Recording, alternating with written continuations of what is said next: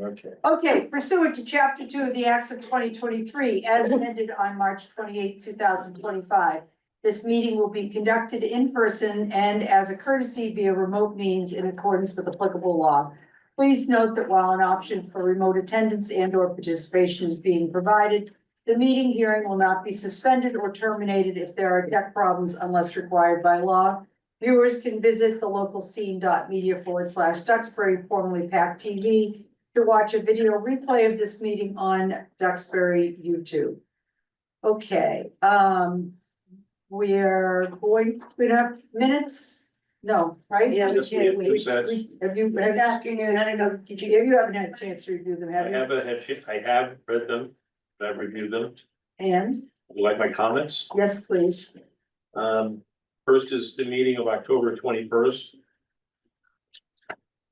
Yeah. The second page, Linda was looking for some numbers. The bottom of the police department, the police budget 5A. You were looking for a number, $4,834,678. The part 5B in ClearGov, which is the net amount, is $125,917. During the meeting, Chief Carbone was referring to $173,484, but that was salaries only. Right, And there were some deductions through the rest of the balancing his budget, so that the net effect for B is $125,917. good. The paragraph that follows that under Chief Reardon, the third line, although the second line ends, Chief Reardon described current staffing pattern for the department, which is currently 5 fighters and 1 captain. I would say per shift, because that basically that's all we have in the department. I think it should be say per shift. Then on the next page, at the bottom of the fire department's budget request, the top of the page, paragraph, Chief Reardon shared that there was a 10.3% increase in ambulance from 724 to 725. I think you should just add the word revenue in ambulance revenue from 724 to 725. And then at the end of his presentation, the dollar numbers, the A budget was $4,630,697. And the total net figure for the B was $138,400. You got all that, Linda? Yes. If not, I can give this to you after the meeting. And with all that, I would recommend approval as amended. Okay, I have some comments on the 21st as well. Fire away. All right, on page 4 or 5. And I gave these changes to Linda. It says, Mr. Hogan feels the only fire department and there was no contacts. So what I added was the contacts in response to a question on how the fire department could increase its fees. And I made some amendments to that. And made the point of that saying that in order for a fire department to build like a hospital, it would have to adopt a different academy. right, So that's. okay, Thank you. Anything else? See. Okay. all right.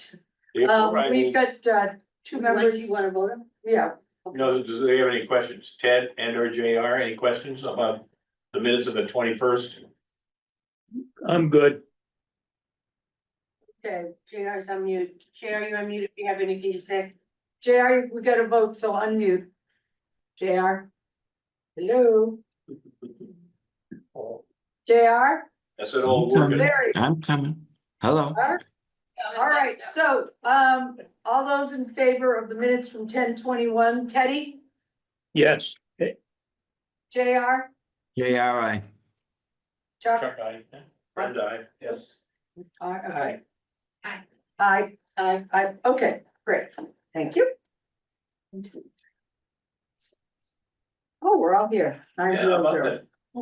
All right, perfect, thank you very much. The announcements. Excuse me, we also have minutes of October 23rd. Would you Oh, like to hear yes, those? I'm sorry, yep, sorry, I jumped ahead.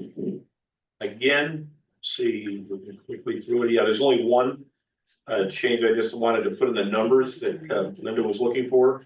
Under the municipal services budget A, it's $686,208. And the budget 5B budget net again is 30,930. And those are the only changes, and I would move for approval of the minutes of October 23rd, 2025. Second. JRI. Ted, I. Chad, Aye. Bren, And I, How I, Actually, I. Mark, did you vote? So, if, Aye. excuse me, I need to change the vote because I wasn't here on the police budget and the fire budget, so I think I have to abstain on voting for those minutes. one B. I guess. Gotcha. Okay, one abstention. So 801, Yeah.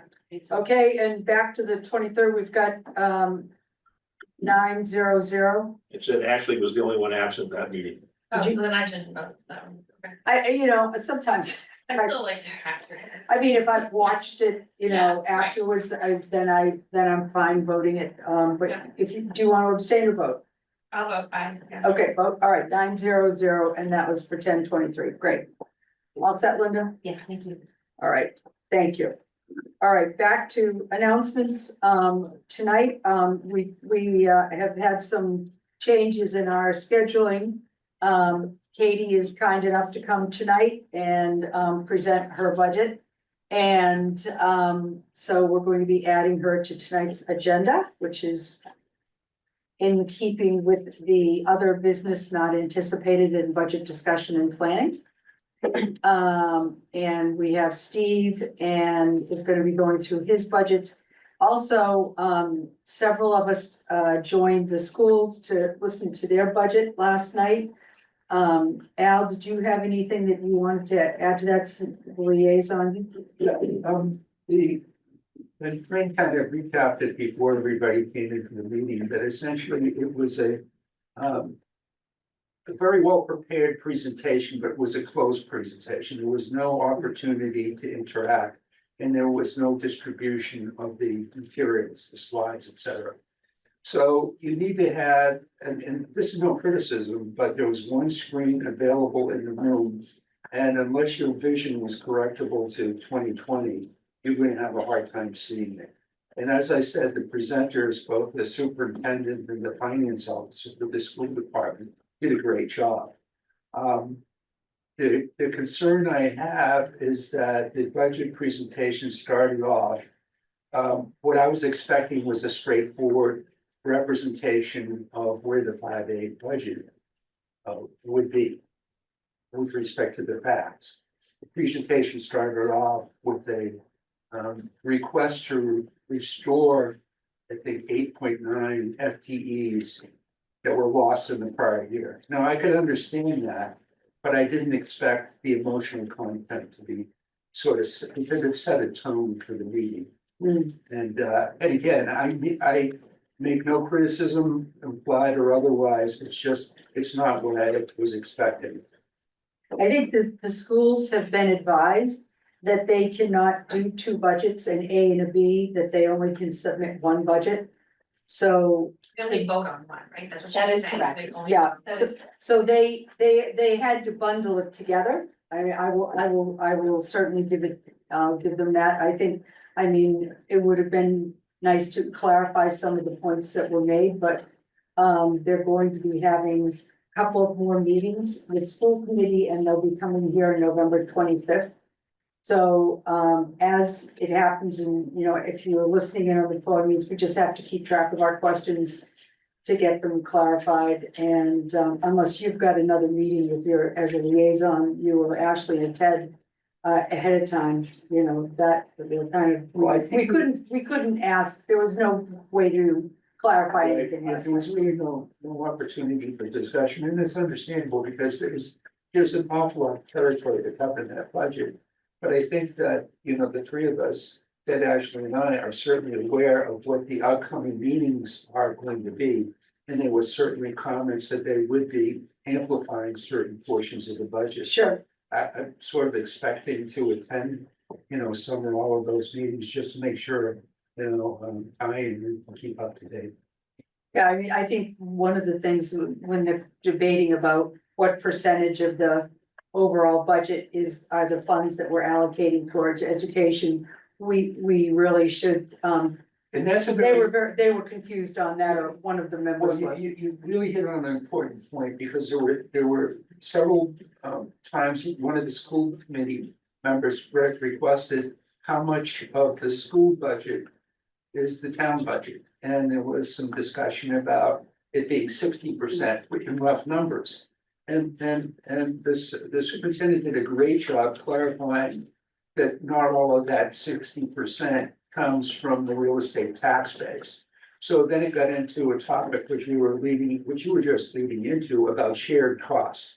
And that's the reimbursements under chapter 70 and other state laws and so on and so forth. And it is quite complex, but when you bundle it all together, there is, in substance, it does appear when you add up all of the resources, it is about, 60% of our overall budget.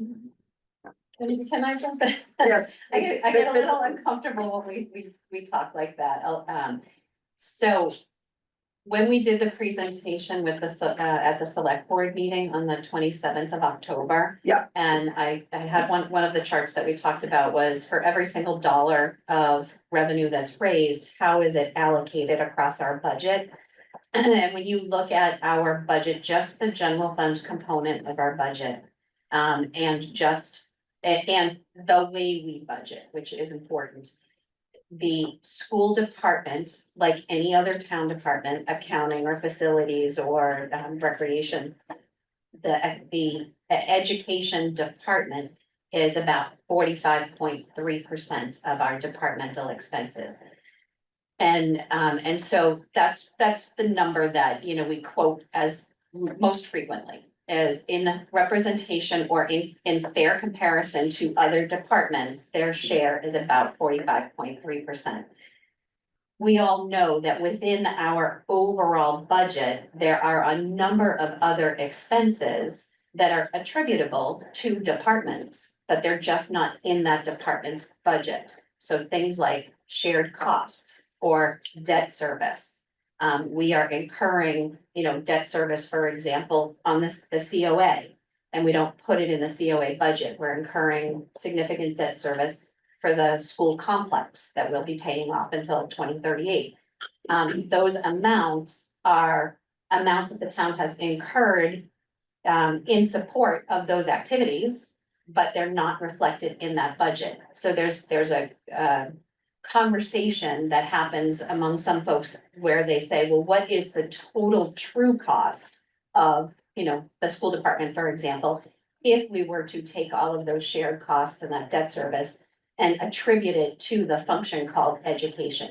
And that's where you can get up to the 60% mark. But when we look at our budget and we talk about our budget and we talk about department to department to department, we're talking about their proportionate share of the dollars that we are recommending from when we have these conversations with the individual departments. I want to And that's thank you 45%. for that, because the exposition that you gave is something that I, as a CPA with a former municipal practice in public accounting, would understand.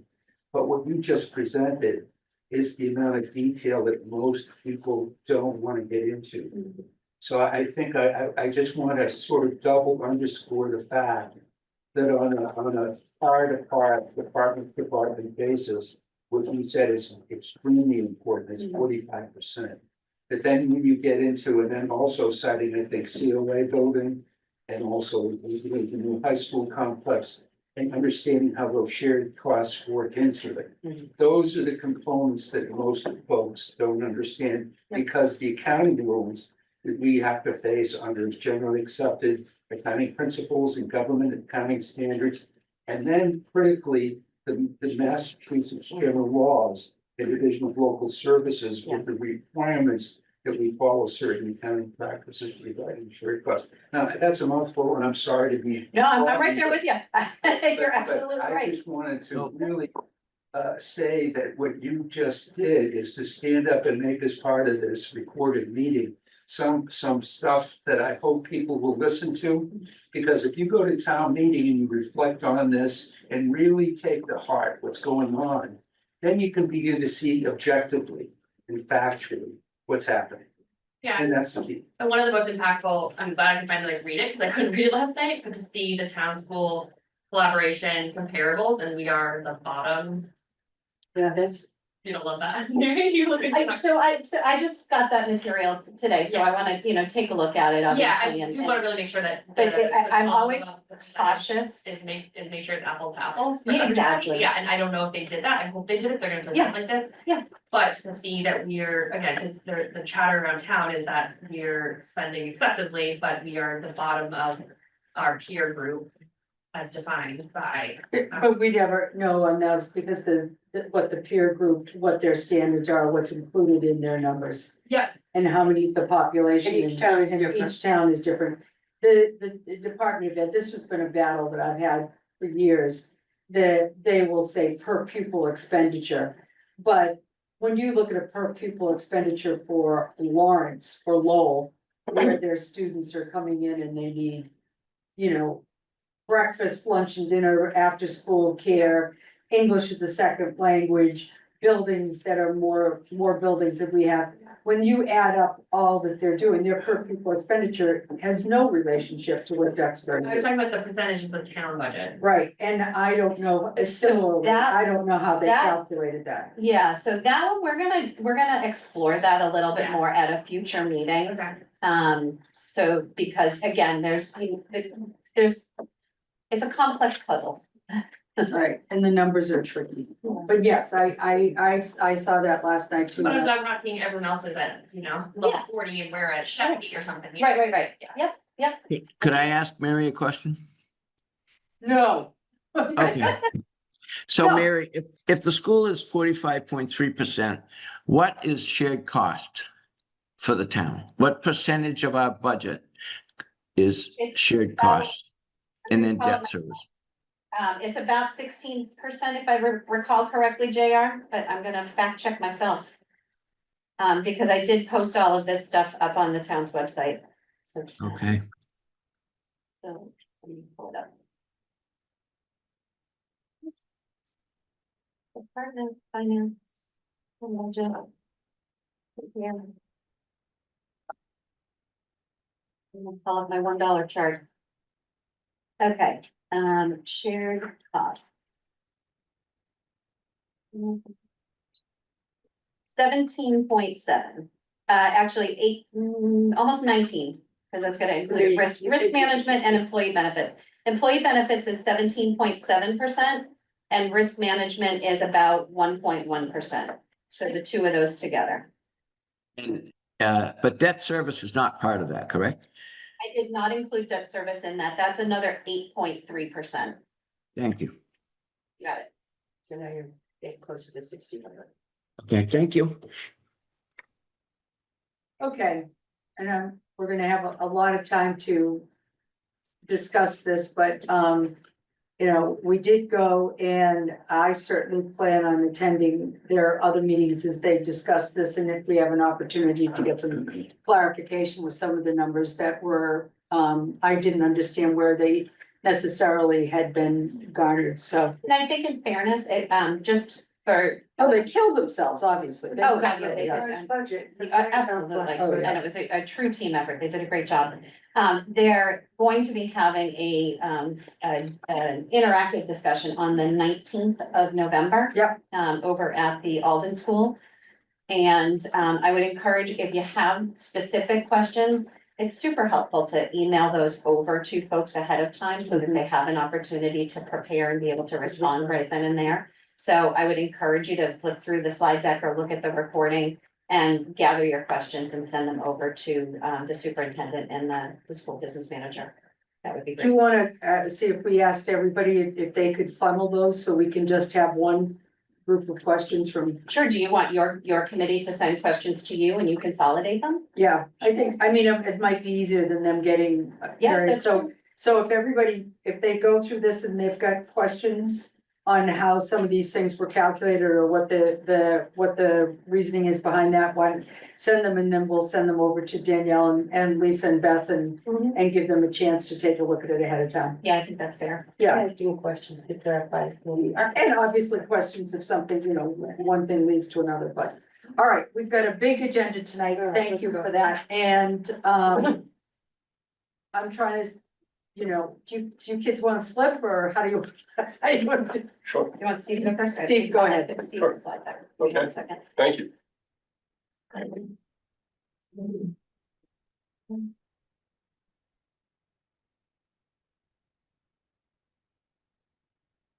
didn't do All right, and Mary, are you good if I say that?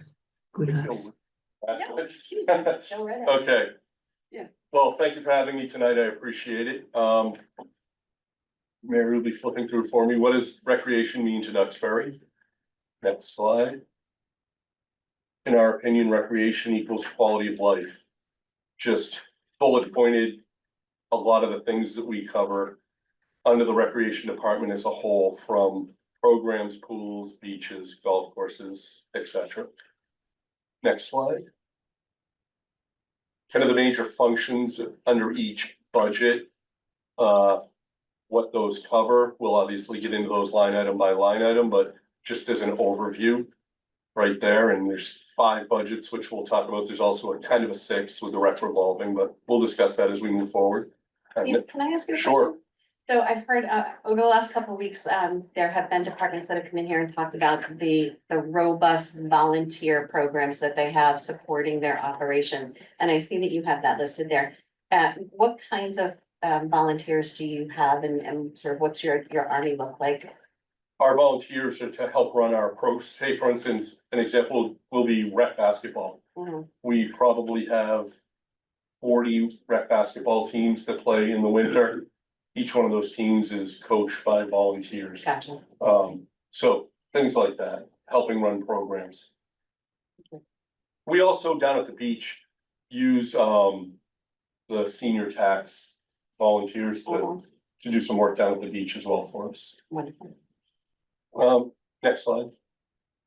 That's just kind of an inventory of the fields, courts, course, things like that we have. We, although Lands and Natural Resources handles a majority of the maintenance of all the fields, we do work hand in hand with them, and we also use capital budget, rec revolving, operating, Ellison Fund, CPC grants to help upkeep our fields, playgrounds, and courts. And that's just an inventory of them. Next slide. Our current staffing level, it starts at the top with the director, the assistant director. We then have one beach operations manager, an aquatics supervisor with an aquatics manager, and then our administrative / department Swiss Army knife department assistant. And then as you can see below, each one of those groups falls our real workers, our hard workers, our lifeguards, our beach rangers, our rec specialists. So that's just an outline of our staffing. That's good. Next slide. Budget information. As I mentioned a second ago, the recreation department has 5 budgets that we manage. However, we also manage rec revolving as well as the Ellison Fund, which I will get into on the next slide, but we just kind of put it up there to show you what we actually work with and what we budget. Next slide, please. First one, the rec revolving. Although this does not appear as a budgeted line item, this is the major role of the assistant recreation director. She manages all of our in-town programs, as well as doing a million other things, including putting this beautiful slide deck together. I must give Loretta all the credit. If I was to do it, it would be. We didn't doubt it for a minute. I was gonna say, I knew Betsy knew who did it, but if I was to do it, it would be notebook, paper, and stick figures. So Loretta does a tremendous job, and she worked really hard putting this together. I wanted to not forget to say that. But the rec revolving fund is, we collect revenue for our programs. You need to budget those programs so that they don't run at a deficit. And in the end, we keep $10,000 to go forward. And then we return whatever we make over and above. Last FY25, we returned $67,829 to the general fund for our revolving programs. With that said, I will say within there are some not every program runs at a plus. For instance, the Easter egg hunt, you can see Easter egg hunt is free, the Halloween Fun Fest is free. The turkey trot, depending on a given year, will run at a deficit, but those are just insanely great community events that are so well attended. And they're minimal, as you can see, we returned just under $70,000, so we can happily absorb a few really good programs, so. Any questions on the rec revolving? What's horseback riding? Excuse me, What's the horseback riding program? that's horseback riding lessons, Lessons, okay. yes. Thank you. You wanna take those or? I don't think so, not this year. So before you go on, can I just Sure. interject with respect to revolving funds? There's two types of recreation revolving funds that are allowable under Mass General Law. One is chapter 4453 D and the other is chapter 4453 G. The town of Duxbury uses the rec revolving that is a 53 D, which says exactly what Steve just talked about. The revenue that's generated during the fiscal year at June 30th, any proceeds in excess of $10,000 gets transferred over to the general fund, and then that falls through and gets certified as part of free cash. The other type of rec revolving fund, the 53G, allows a community to keep those proceeds within that revolving fund and carry forward from year to year in order to have sufficient funding to be able to cover the cost of your programs, to not have an interruption in your programs, and to have funds available to repair or maintain equipment related to your programs without having to go potentially to ask for capital requests. So if, the basketball court needed new nets or needed a new backboard that got broken, you could go to that rec revolving fund and be able to repair and fix those types of things because the proceeds are retained within that revolving fund. So just wanted to share with you that there's two options out there. The town of Duxbury has chosen to set up their revolving fund for whatever reason, using the first What option, appears to be a more conservative approach, more conservative Which- approach. Correct. falls in line with the way you approach things. Doing it the other way, I could have a lot of fun because we would put away a lot of money. Does the word slush fund mean anything to you? Well, but so what some communities do is, they also will pay, their part-timers and portions of the salaries of the full-timers out of that rec revolving because the proceeds are there and it's an additional funding source. I think if you were a large municipality where that might make a lot of sense, right? Yeah, maybe. Yeah, you don't have to be too large. I mean, there's communities right around us that are contiguous to us who do that. Well, let me ask an off the wall question, not challenging the current scenario. What if we wanted to change to the 53G? What would? It would be a town meeting vote. I'm sorry, It would be a town meeting vote. town meeting vote, okay. And would that require a simple majority or, Yep. okay, Would it make life easier or harder? Other than giving you, reason to smile. What it does is it essentially provides more flexibility to the rec department if the community, chooses the rec department as an important part of the community fabric, and you want to make sure that you have the funding to be able to offer all of these programs to, all of the demographics in town. And know that there would be funding available to deal with some of the capital that we may have been challenged in funding in the past.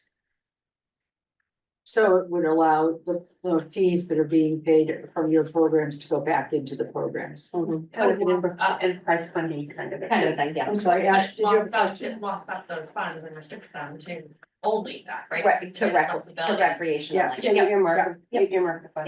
Yep. Okay, sorry, that was an. No, I appreciate that. That's, that's certainly an interesting concept. but especially if we're talking about ways to raise revenue, where that's been a consistent, theme, certainly among the new members here, and I'd say, we gotta think about it. Yeah. Well, that's- what it does is it takes away the From the $67,000 general- from the Yeah. general fund. Yeah, no, Right. I understand. But you could offset that with salaries and, I would think balance. that the community enjoys immensely recreational opportunities, so it's. It provides security for the rec. Yeah, Yeah, it does, and as you saw, you know, there's programs for every age group in this community that are going through the rec department, yeah. In a. 4 months to 91 years old, because we have active net, we can chart our youngest 4 months. mommy No, and niece, horseback riding. mommy and, yeah, horseback. A little soccer kicks new program.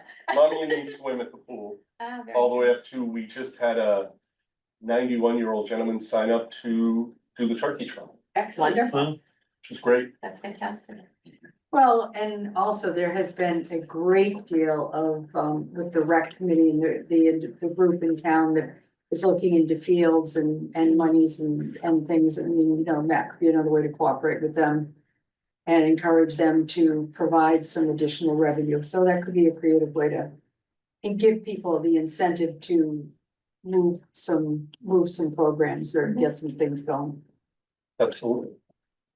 Okay, so back to this, sorry. No worries. Okay, so our first official budget, if we don't want to call revolving official budget, is the recreation budget.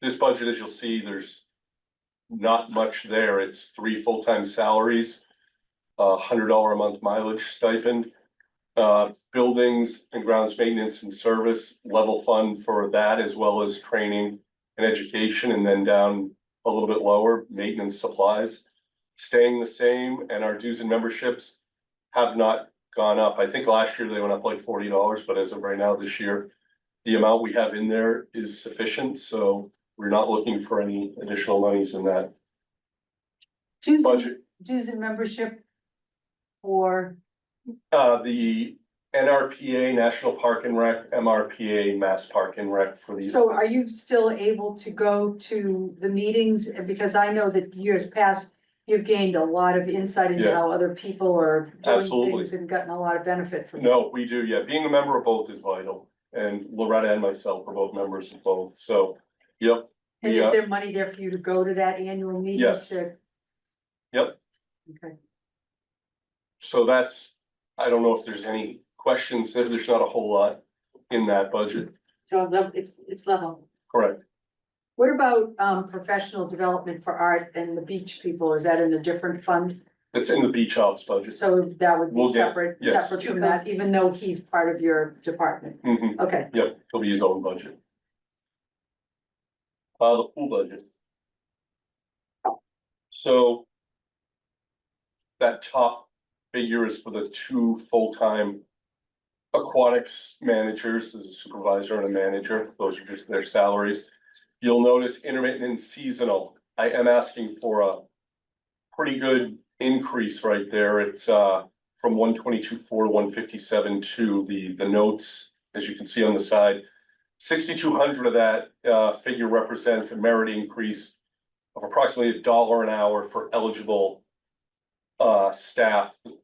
Our lifeguards that we're lucky enough to retain and have on staff, we need to be able to continue to give them a merit increase in order to retain them, as well as in looking to constantly recruiting new staff, we have to stay competitive. So that's where that 6,200 comes from.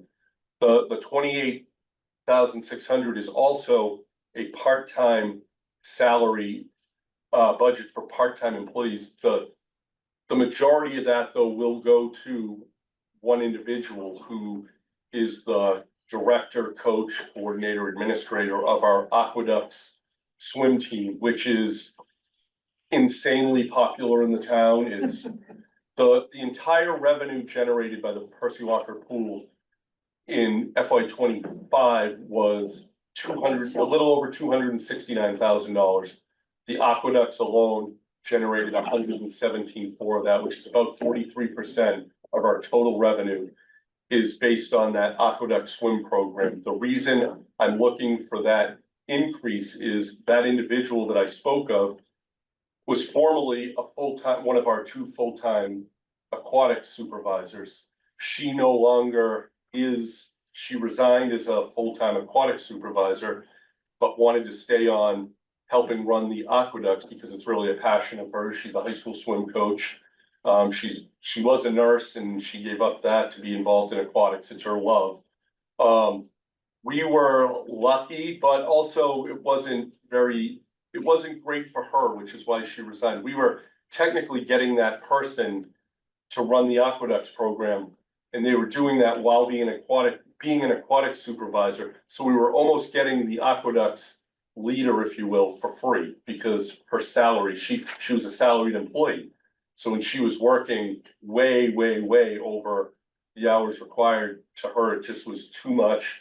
And she had to make a decision. She chose to leave that, but wanted to continue to do this. So the reason I know the $28,000 is a lot of money, but I also look at that as if you were thinking of that club as a private business and you knew it was going to generate almost $120,000 and you're going to have to invest $28,000 in order to keep that revenue coming in. If it was my personal program, which I treat it like that, I think it's a no-brainer. I can say that I know we have to look at positions as the position and not necessarily as the person, but I'd be lying if I don't look at it towards the person a little bit. She has been involved with these kids since they've been young. She's, as I've called her, she's the Pied Piper of youth swimmers in the town of Duxbury and moving her all the way up to the high school level. So to me, it's vital that we add this money in order to continue to generate 43% of our revenue. Sure. Sorry, I think I just missed, like, what is it technically, like, what does the money do? Does it convert her to? It doesn't, no, it's just going into part-time salaries and that's what we're paying the people that run the aqueducts out of is part-time salaries. So what it's is the- not what is the- It's a part-time. It's just a part, she's just a Part-time, part-time. non-benefited position. She'll be 19-hour a week, so it's not benefited. Whereas now she's a full-time employee. She was, She she's was not a in, full-time yeah. employee with benefit, but it Yeah. does appear as though Seven. you are retaining that second full-time position. So Correct. I would think that that is gonna give that person some more latitude for improving the program as well. Oh, of course, that number 2 person that we just hired is the high school swim coach at Silver Lake High School as well. We've got a great staff. Yeah, Christian Cipoletti, who is our aquatic supervisor, was the Duxbury High School coach. So the people down there are tremendous. And that aqueducts program, it was started basically because in all sports now, clubs and AAU programs are extremely expensive. And, you know, you can, if you want to be a member of a swim club, you can spend $10,000-12,000 a year. Whereas with our rec program, just like all our programs, it's an affordable in-town program. However, I would argue you're getting as good instruction as you could get from any other team based on our staff. well, But, yeah, sorry, I was but- gonna say, those 2 people now, though, yes, we still definitely need them. It just means that one person isn't working 60 or 70 hours a week, which is impossible to. Well, one of the maintain. reasons when we added the second position or restored the second position is that you could not create revenue because you didn't have the staff Correct, to teach classes, have parties, correct, provide programs. yes. Now, if this second person is not have that aqueducts burden, shouldn't you be able to provide some more revenue generating programs? Absolutely, it just this week we met, we're kicking up our lessons, we're in the process of going to a Red Cross system, which kicks up the level of our lessons, which I think the quality of those lessons is gonna generate more revenue because people are gonna hopefully line back up to really get involved in our program. So yes, all of the above of what you said is true. There's, you know, even a blind squirrel finds a nut, you know? Sure, All Just right, some clarity around the 28.6. You had a person that was running the aqueducts. She left, so are we hiring someone to replace her? no, Or are we now paying her because she used to do it for free? And now we wanna pay her for what she did. she was she was one of the 2 full-time aquatics directors just doing aqueducts, which in turn made her work 60 or 70 hours a week, which she couldn't do anymore. She resigned as the full-time aquatics and is just working as a part-time. These monies could almost just have been put in there because you know what, if she's not there, we have other part-time staff that will coach that night or run the program. So she, though, to answer your question, she was a full-time aquatics director. Also being the front person for the aqueducts program. She resigned as a full-time employee. She's now just a part-time, no different, and I use it as a part-time lifeguard. And this money is to hire her as a part-time position? Not that she still works there, but in order to Yes. maintain, yes, yes, Yes, the answer is yes. yeah. You're it's- confusing them by over explaining. Okay. Yeah, no, it comes off to me as though we're talking about creating a new position, No, which we're not. No, We're no, gonna keep it, all right. we wanna keep. Here's, Correct. we have two people that run the pool, the head of the pool and the aquatic supervisor. Yeah, and it's not. And that, those are positions that have been around more or less for the last 20 years. Yeah. So we burnt out number two, because on top of being an aquatic supervisor, she was running aqueducts, she couldn't, and it's a salaried position, so there was no overtime. Okay. And she chose life. Yeah. And said, I'm no longer going to be the aquatic supervisor, but he has managed to talk her into taking a part-time job to just retain this revenue source. Okay, But my point was, now we have an aquatic supervisor that can actually be an aquatic supervisor oh, and Yeah. do that job and provide additional programs, Yeah. which will also provide additional revenue. okay. True, yeah, and I guess my point was, she was still doing all of that other, what he's doing, but I'll stop talking. Yeah. Any other, You got it sold there, Steve. thank you. Yes. Any other questions? Okay, next slide, thank you. Pool expenses. Trying to see what we went up in. Utilities, is the main increase here, and those numbers were given to us. Mary, maybe you can even speak to those. Yeah, and what's not shown here is FY 25. Did I put it? I didn't put it on the printout either. So we've seen an increase in, obviously our utility rates. You guys are seeing them at home as well. And so this particular budget had been underfunded with respect to electricity. So we had to true it up in 25 by doing some year-end transfers. I don't know if you recall, Yep, I think we transferred about $20,000 over there. Some of that was due to, we had some repairs that were done on the pool, and at the time the repairs were done, we had the doors open, and so we were, having to maintain the temperatures in the building, and so we did have some runaway costs that were a one-time issue. But we have seen that line item had been sort of underfunded for categorically for a number of years, so this is truing it up and applying the 9% increase to electricity that we saw across other departments, as well as the 16% increase across the natural gas line. And just, I know I've said this before, but I can't remember to which group, but the town works very closely with an outside consultant to handle and manage our energy costs, and we lock in fixed price for our electricity as well as for our gas for the supply of those utilities. And also working with this third-party consultant, they also provide us with budgetary estimates for future years. So what is being reflected across these department budgets is that recommendation from our third-party So consultant. that includes not only supply, but distribution. This budget line item includes the payment of supply and distribution, but as you know, when it comes to utilities, you only have the ability to lock in rates for supply. Right. You do not have the ability to lock in It's out rates of for your hands, distribution. yeah. Correct, It belongs to the utility. exactly. I guess I think if you look at the rest of the expenses, it's basically level funded, give or take. Uniforms, you went up $1,000 Chemicals. and uniforms. chemicals. Correct. And you just had to get some more, you Well, replace the. Yeah, we have turnover with brought in more lifeguards. Some of the kids that have worked for us for a while have left, so you gotta buy everybody new. You also have to keep everybody. Little typo under your notes there, but still using SoftWrite over your department, What's that? Yes, we are. not, there you go. We use both. Ah, Don't I'm diss sorry, what did you say? Loretta, Oh. don't, she'll hurt you.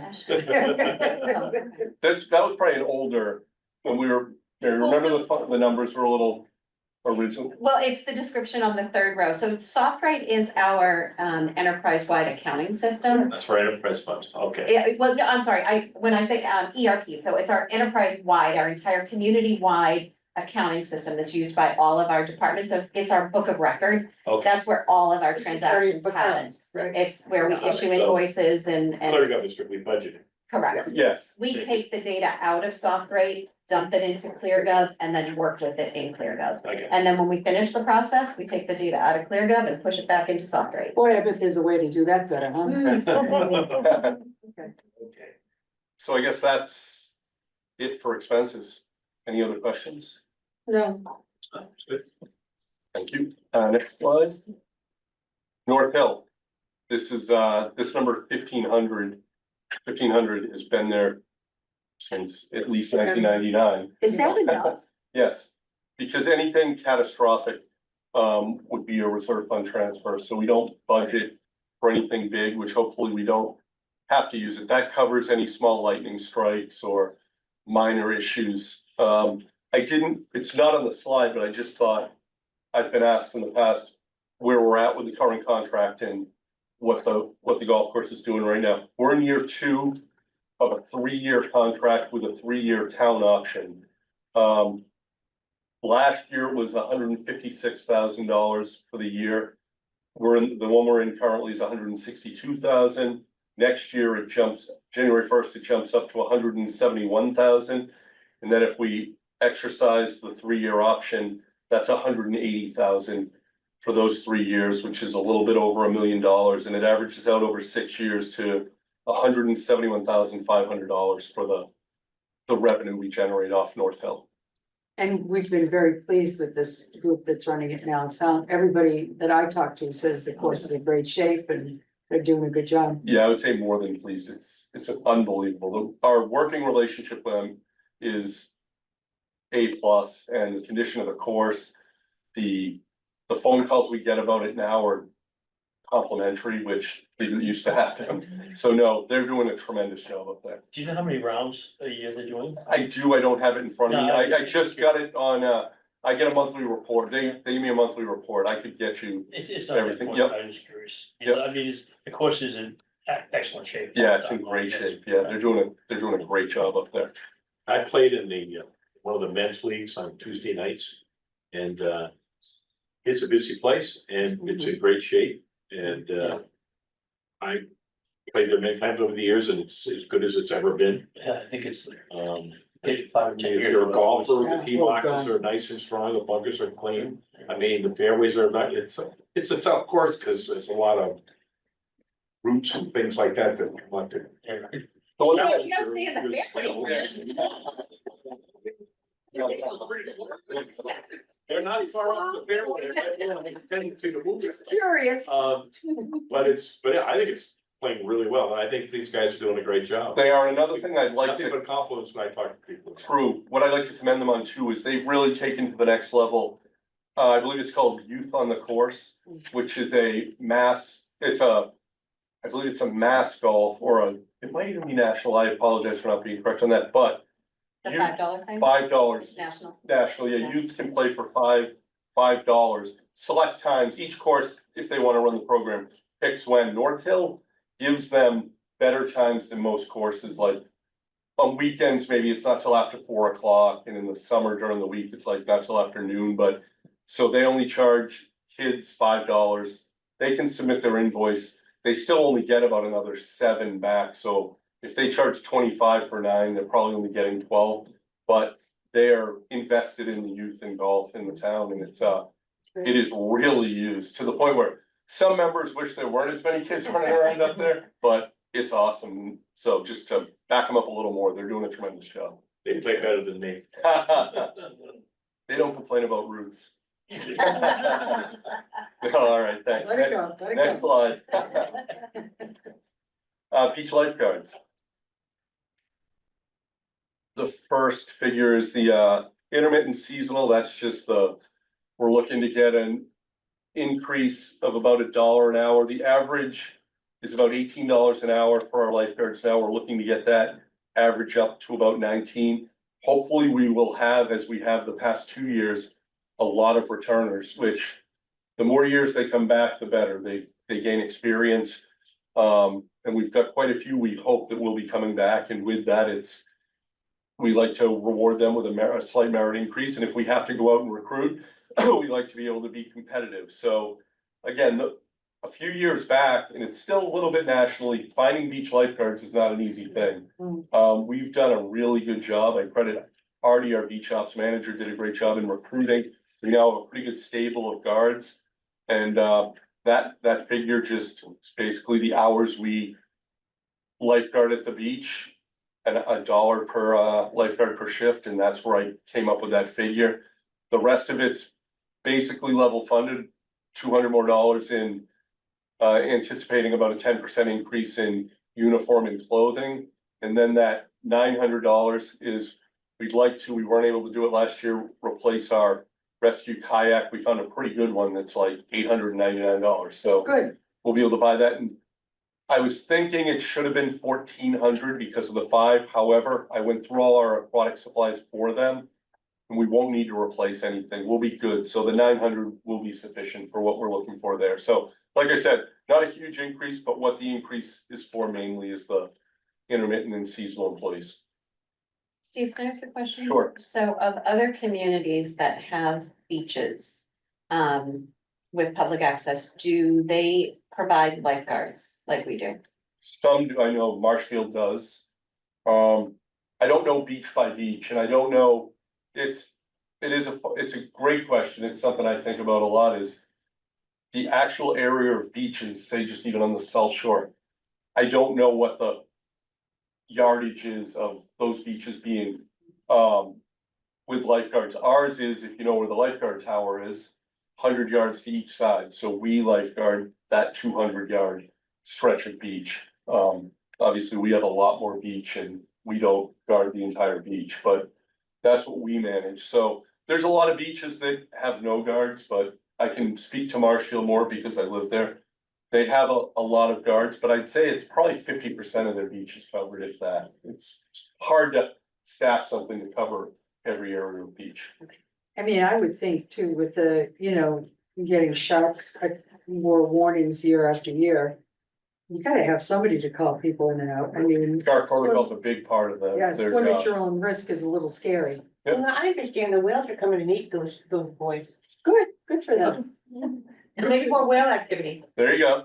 Could be more whales. Yeah, Orcas eat the sharks. We could run a whale watch program maybe. Draw them in. good for them. Truthfully, yeah. Okay, Okay. any questions on this budget?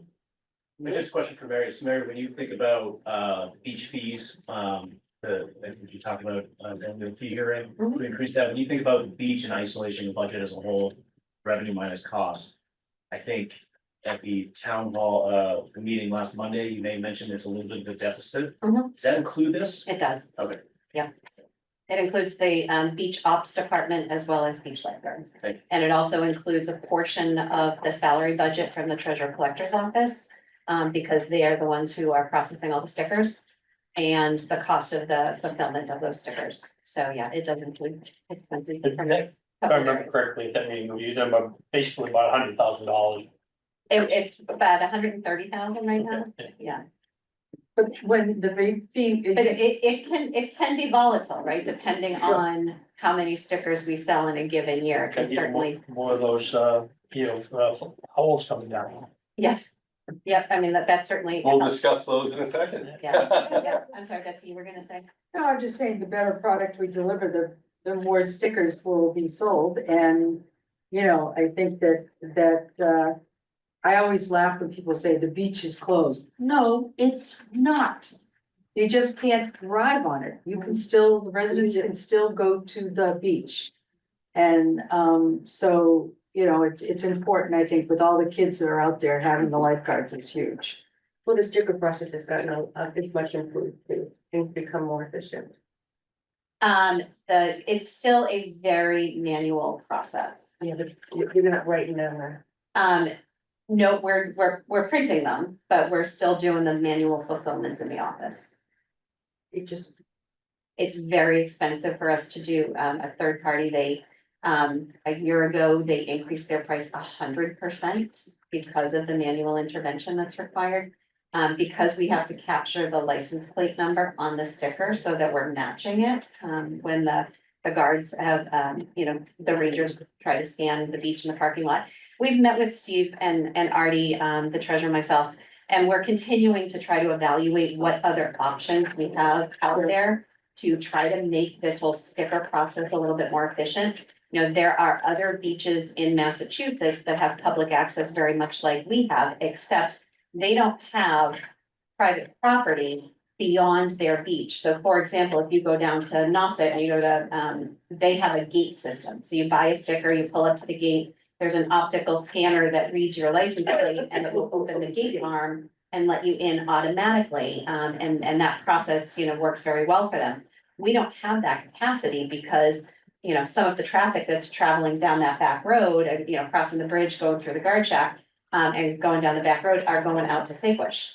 And we can't delineate that, so we need to have a sticker that's visible on the vehicle. So that when the rangers are patrolling the beach, they're looking for that sticker to see if that person is, has properly secured their access to the beach. So we're trying to figure out the best, easiest, cheapest way to not only get the cost of the sticker down, but also the purchase of the sticker. There are days in town hall where that line sneaks outside, especially on a really nice Friday, leading into a really nice weekend and the opportunity to get out there. I've seen the line of folks waiting to get that sticker.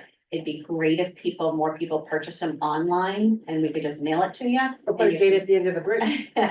Or somehow put some gate systems at the bridge to optically do this. But here's the kicker. The kicker is there's no electricity. Oh, And- that could be a And problem. that's a major problem for us to try to introduce technology over there because there's no electricity at that guard shack. Whereas at some of these other beaches, they have electricity. That'd be pretty critical. So, yeah, so we're sort of swimming uphill on this one, a little bit, upstream, I should say. Yeah. But we're looking at different options. Well, maybe Okay. bring it out with the new bridge. I would love to see a toll booth at each end of that bridge. The entrance and exit. Okay. Okay, next slide, I guess, will take us to beach operations. I guess I'll ask first, would you like me to go through A and then we can discuss B after? Is that the easiest way to do it? Makes sense? Okay, perfect.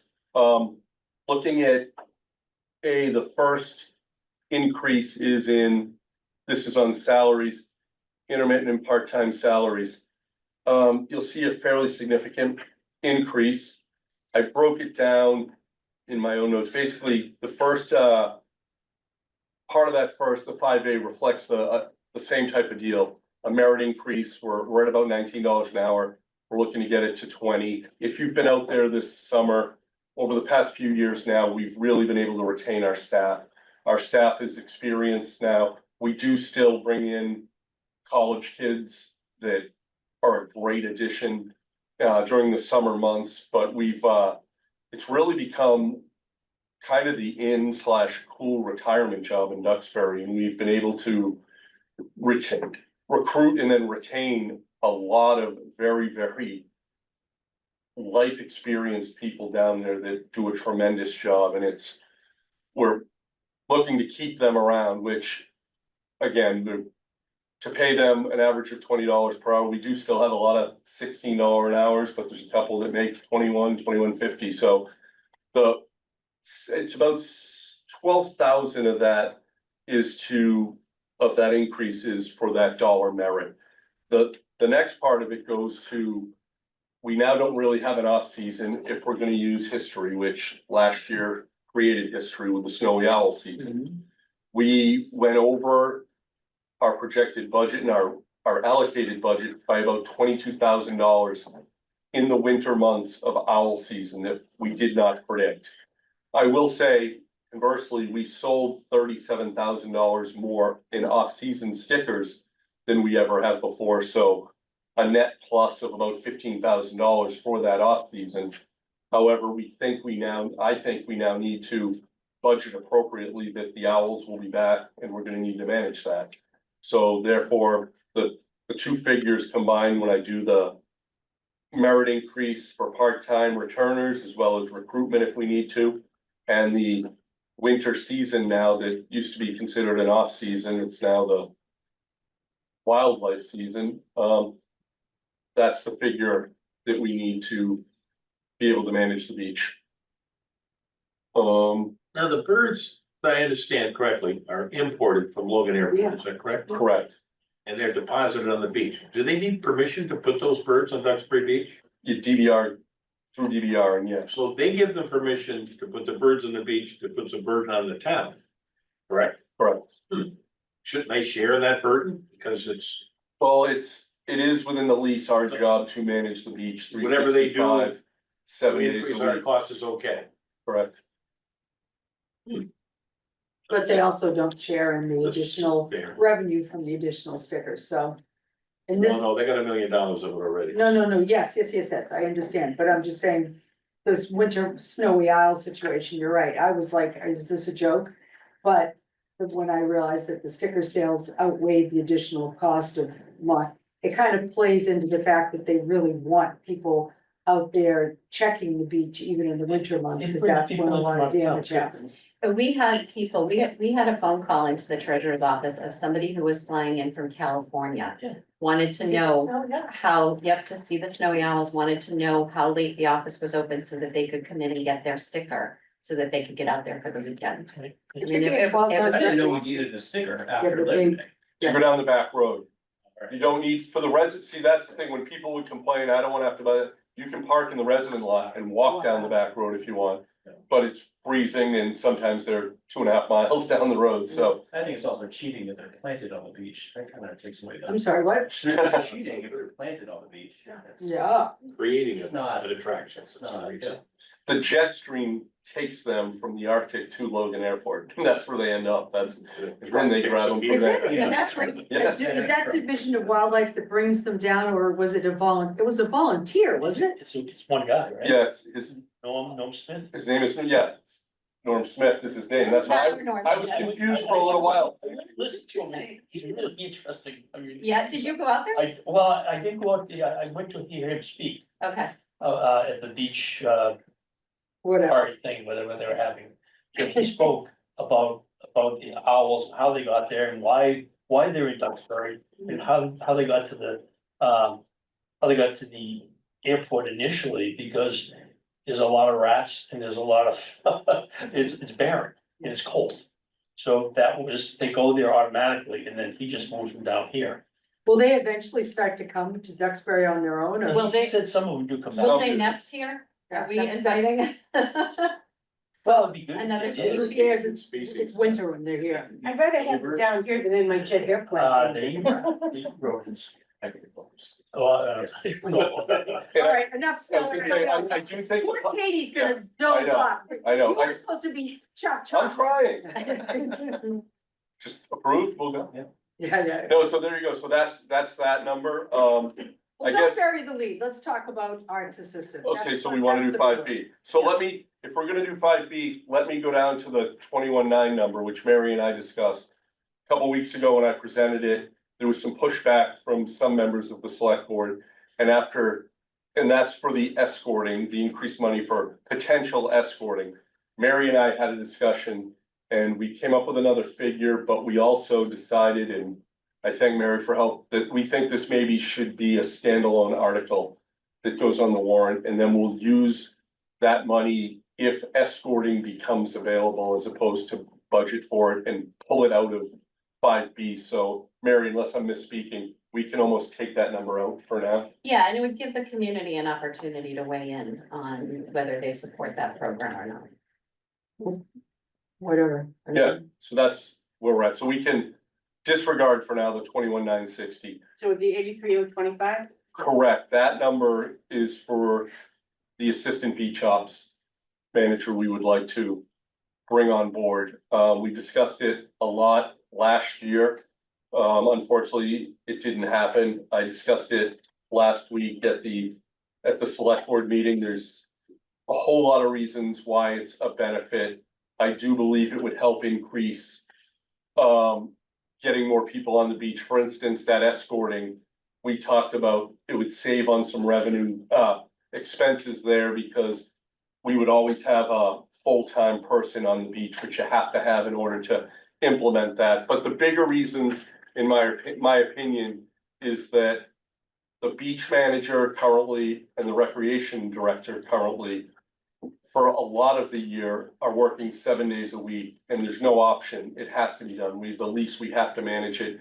And it's just, my fear with our beach ops manager is there's potential for burnout.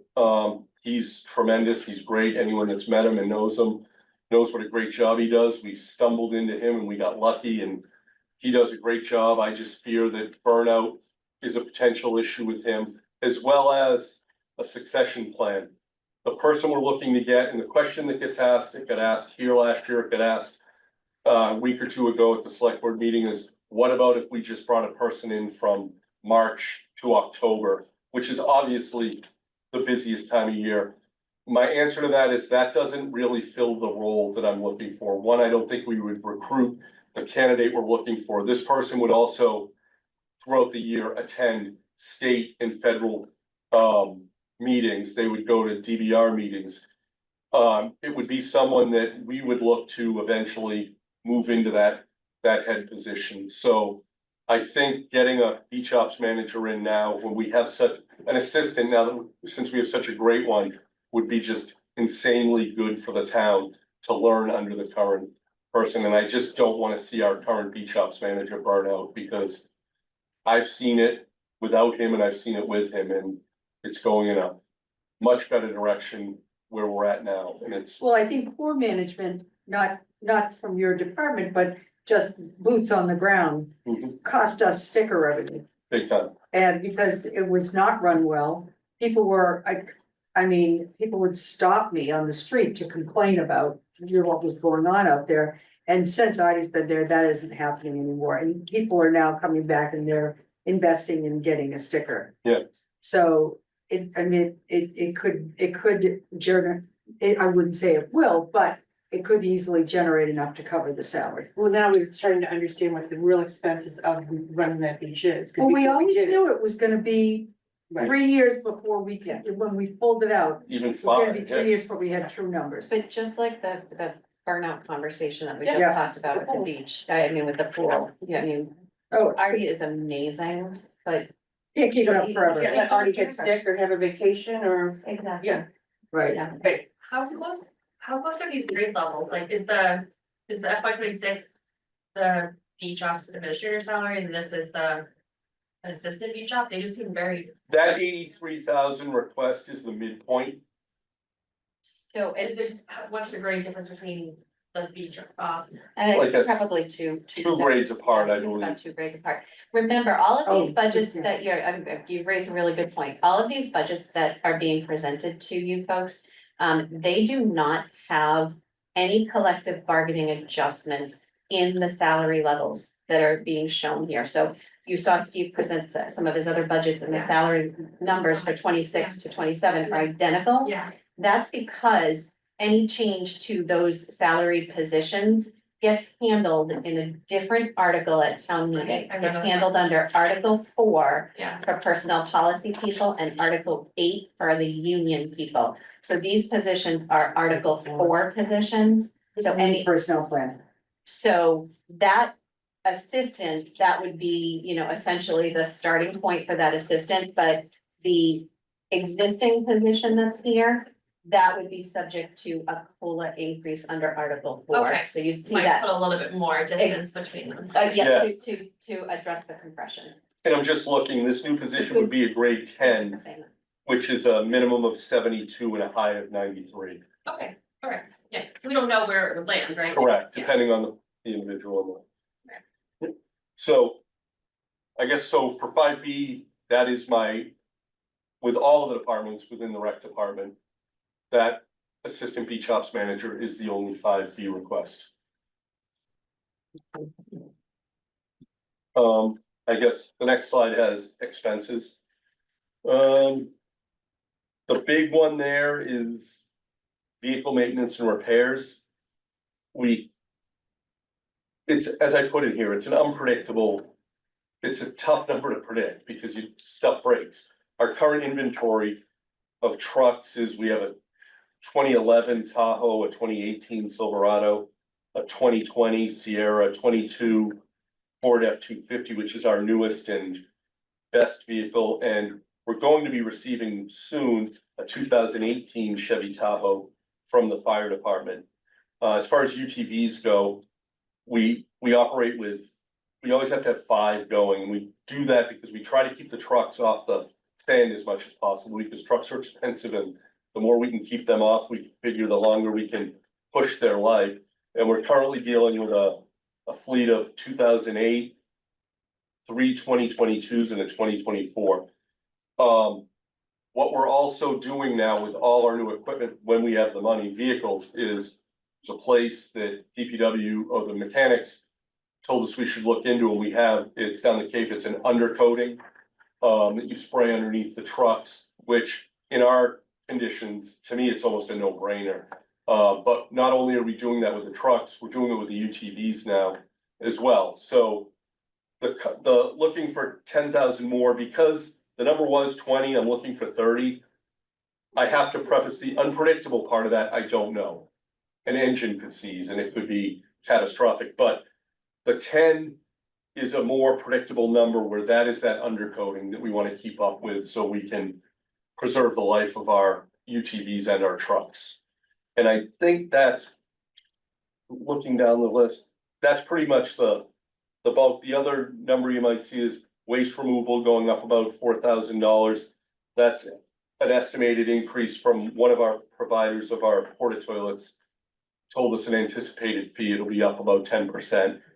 We do research that every year and get quotes from people, so we get the most responsible company for that. And other than that, there's really no other increase, couple $100 here and $500 for uniforms, which is the same type of thing we discussed with beach lifeguards and pool lifeguard uniforms. The reason I went up 500, to be quite honest, is we're buying a few more cold weather type gear because now they're out there in the winter a lot more. It used to be for years, it was one person kind of, their uniform was the truck keeping them warm. Now they gotta be out there. There's a couple hundred people at a time down there sometimes in the winter now. So those are the minimal numbers, but the big numbers, the vehicle maintenance.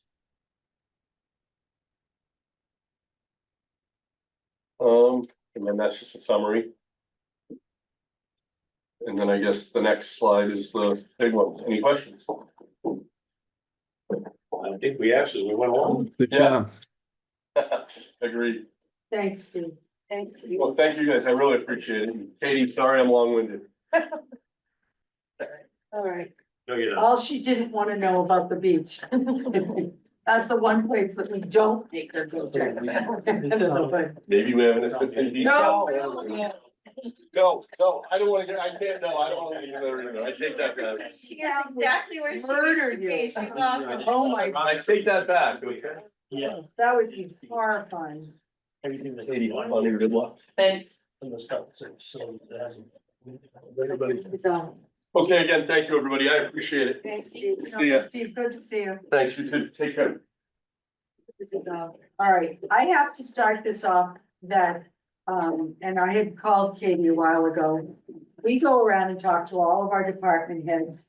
And I have heard from many of you, and I'm thinking this is pretty uniform. Within the first 5 minutes of sitting down, somebody says, Katie's so great. We love Katie. Such an improvement and the caring that you have shown to all of these departments. And at times, they really needed a little love. Has been unbelievable. It is so appreciated. You've done an unbelievable job since you've got here, and the support that you have from the department heads is, I've never seen anything like it in the million years I've been doing this. So thank you. Yeah, thank you. All right, let's get this show going. So I'm Katie St. Clair. I'm the Director of Facilities. Before I get into the nit and gritty, just so you guys all understand, I'm gonna be talking a tiny bit about the school budget and mostly all about my budget for the facilities department. When I talk about the facilities at the school department, that is all funded by the school. If I talk about the school employees, that's funded by the school. That doesn't come out of my town budget.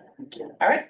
So the history of the facilities department: in 2013, the department was established with its initial operating budget, and they hired their first director of facilities. From 2013 to 2020, the budget remained flat. In 2020, they received a modest increase of $38,000. Their first facilities director decided to depart, and a second facilities director was hired. During 2020 to 2025, we received lots of COVID and state funding. to supplement our maintenance department, repairs, maintenance work, et cetera. These funds have stopped. In 2024, the second facilities director departed, and the third came, me. The reason that I bring the facilities department and the directors into this timeline is we're doing so much with nothing. We have no tools, we have no employees, we have no money. I am working constantly. I have a volunteer that works with me, that I got through the senior center, and now she just comes every week. She works 6 hours, and all she does is help me file invoices, 6 hours a week. And that there is a huge help because I'm constantly referring back to invoices to check what I spent. And can I get a better deal? But without her, it would be chaos. So, you can click it down, yeah. In the facilities department, I manage 29 positions. The green indicate what's covered by the town, and the blue are funded through the school department. On the school department side, I have 21 custodians, 2 grounds people. I have 2 door monitors, I have a theater manager, I have an operations manager who does athletics and facilities. Her title is deceiving, she actually just manages the Performing Arts Center, meaning she does the rentals and the bookings, and she makes sure that the custodians know that groups are coming in. That's all her, So you have, portions. all these people report to you, Correct. and were any of them cut in this year's budget? No. So No, this you- is real. So you didn't lose anybody between 26 and 27 because of the no override? No. Okay. Are you responsible for the administration of all of these people, meaning? Yeah, so that's where I was gonna get next, Yeah. is I have to, so I don't know if anybody's complained about our payroll system, but it is like ancient. So I have to hand do the custodians, the school side, every week, that's 29 that I have to hand put in. They punch in like old fashioned, and then a lot of them get different stipends and different, nighttime differentials, that those all have to be factored in. And I send those to the school department, and then they review them and enter them in and do whatever they do on their end. On the town side, I also have to do that, on the town side.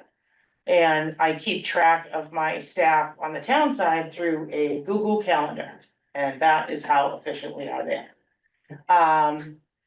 You click again. So with those 29 people, these people are the people that are doing all the work in your town and keeping your buildings running. And so what we do is if you take a building, we take care of the structure, anything related to the structure, the heat, the AC, a weird sound down the hall, they call us. Everything that has to do with the property is on us, not the grounds, just the building itself. So that's my group, but I have a really good group. They're really, really one of the hardest working groups that I've had, so that's a positive. So are the town side custodians reporting to you now as well? Uh-huh. Well, so then that did, No, not the town side, no, only the school, sorry. oh, okay, no, Yeah. that's okay. And the two, well, that would add even more fun. Yeah, so with those people, like, you have to tell, they don't know, their paycheck screwed up, hey, can you, so I had to figure out like, oh, was it really screwed up? Oh, yeah, then I call the girl at the school department, or I say, hey, call this payroll girl. They don't know who to call if they wanna Which change their one? life The- insurance, the school. The custodian. Yeah, the custodians, I have the crossing guard, I have the door monitors, I have a theater guy, I have, these are all, Crossing guard? yeah. How did that happen? I do know, because the crossing guard years ago, our groundskeeper was the crossing guard in the morning. Okay. And then they decided to hire a crossing guard at some point, and she became a full-time grounds person. But while she was doing that split shift, the facilities department managed her because she was half grounds. And then I guess I just kind of got that, Yes, kept her. I never went with. I did try to pawn her off to the police department, they didn't want her. So our functions are, like I mentioned earlier, it's everything with the building. I also handle all the receivables for the school rentals. I issue all the invoices. I collect the invoices, send them over to the school department. I manage the software for the work order system townwide. I manage the rental system for the school department. I manage the keyless entry and security system for the school department. I do all the maintenance, I do the capital, I do a lot.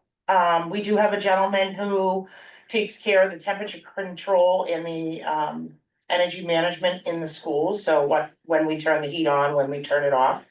And he programs when all their doors are electronic, so when he programs when they turn on and off. These are some of the projects we did, and I want you to take note of where the funding is coming from.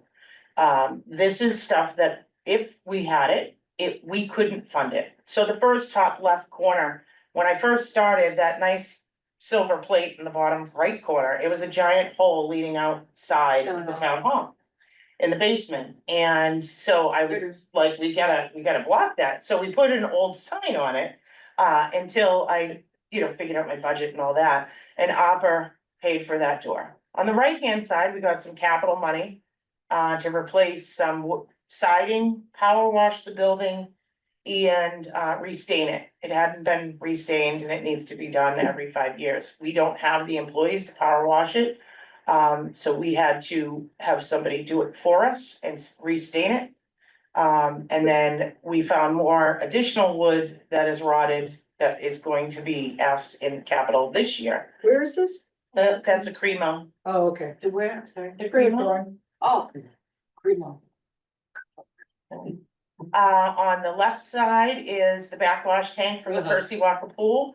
Opera funded that, so the bottom of that, if you don't know, the bottom of that was all rusted and caving in. It was original 1970s. So we replaced it with a fiberglass tank. And on the right side, we had some capital funds to paint the town hall. When the prices came in for the town hall, to get the painting done, we could only afford the front of the building for $49,000. Was that because it was so much rot, you had to replace a lot of wood? $49,000. No, it had to do with prevailing wage rates. Oh, I'm sorry, Mike, what did you say? How does it cost $49,000 to paint one side of the building? Prevailing wage rates. We got 3 quotes. It's your prevailing wage. I mean, I would have done it for a lot less than that. I mean. I would still have to pay you prevailing wage unless you were the owner operator. On the left-hand side, we were able to, That's in state, in towns, and you will see that, and it always is like, is this a joke? But it is because it's mass law, they have to do prevailing. and I bring that up because it's ridiculous to me, because everybody considers what I do is comparable to their house, and it's not. No. At all. The ARPA funds were able to recarpet the finance director's office and the conservation office. Did you see it before? Yes, we did, it was bio, yes. In the middle there, that was out of my regular operating budget, but that is one repair, so that is a dry valve system for the sprinkler, so basically there's air above and water below.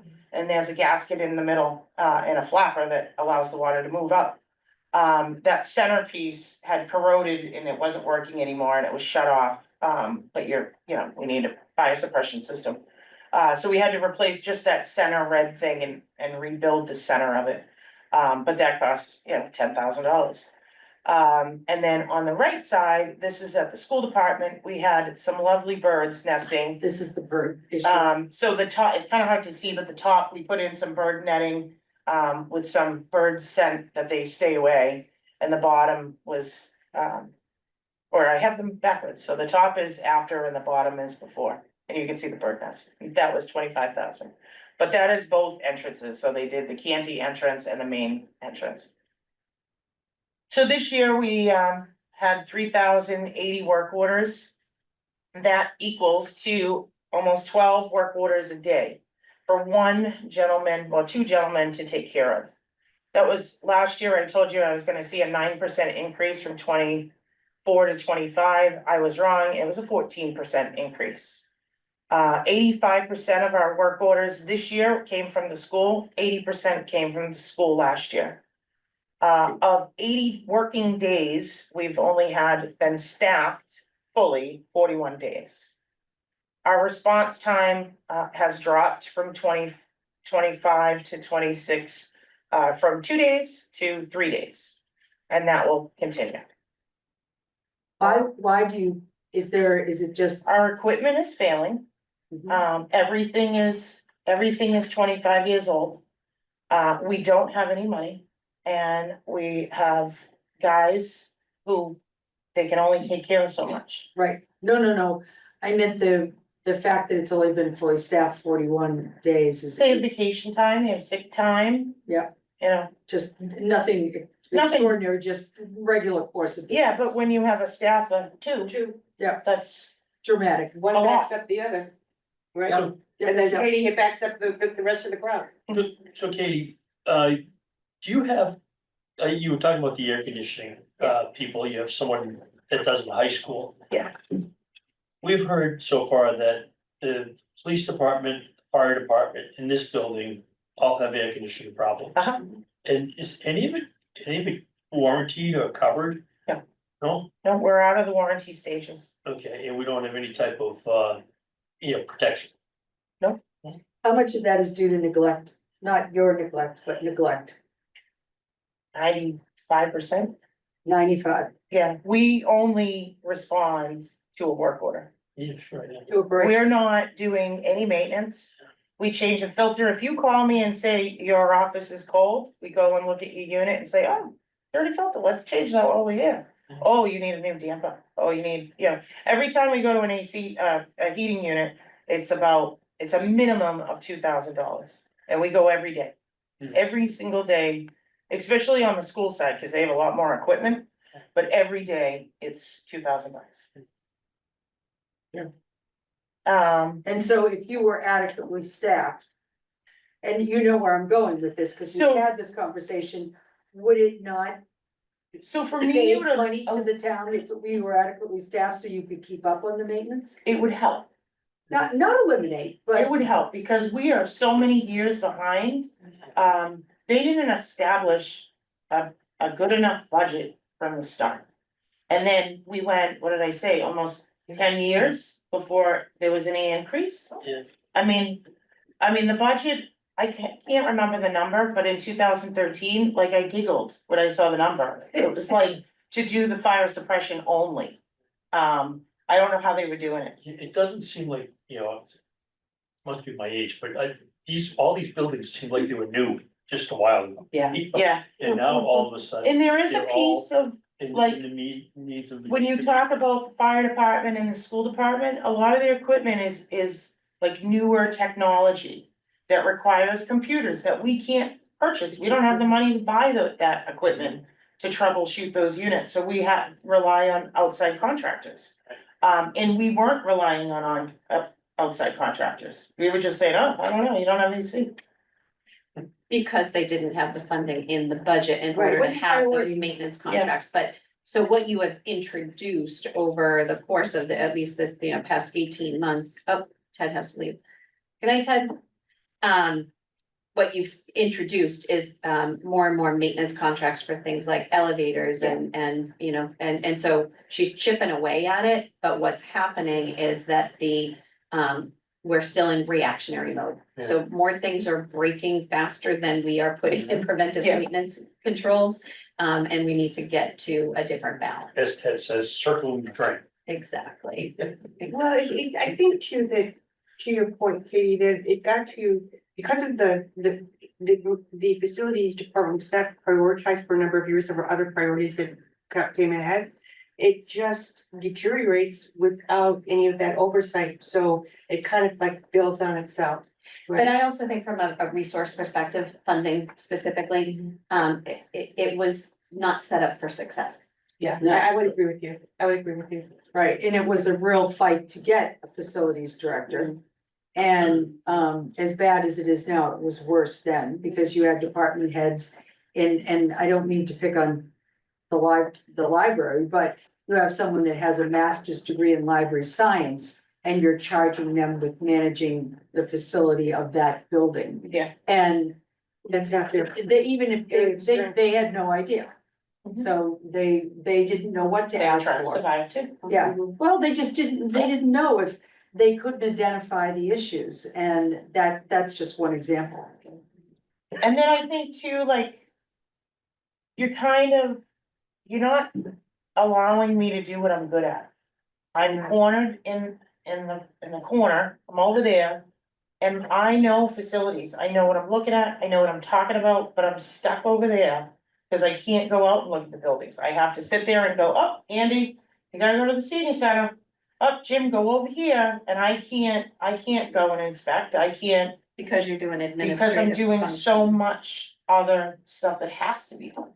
Right, you're pushing the invoices, like, you're doing the receivable. Nobody created this slideshow for me. Right.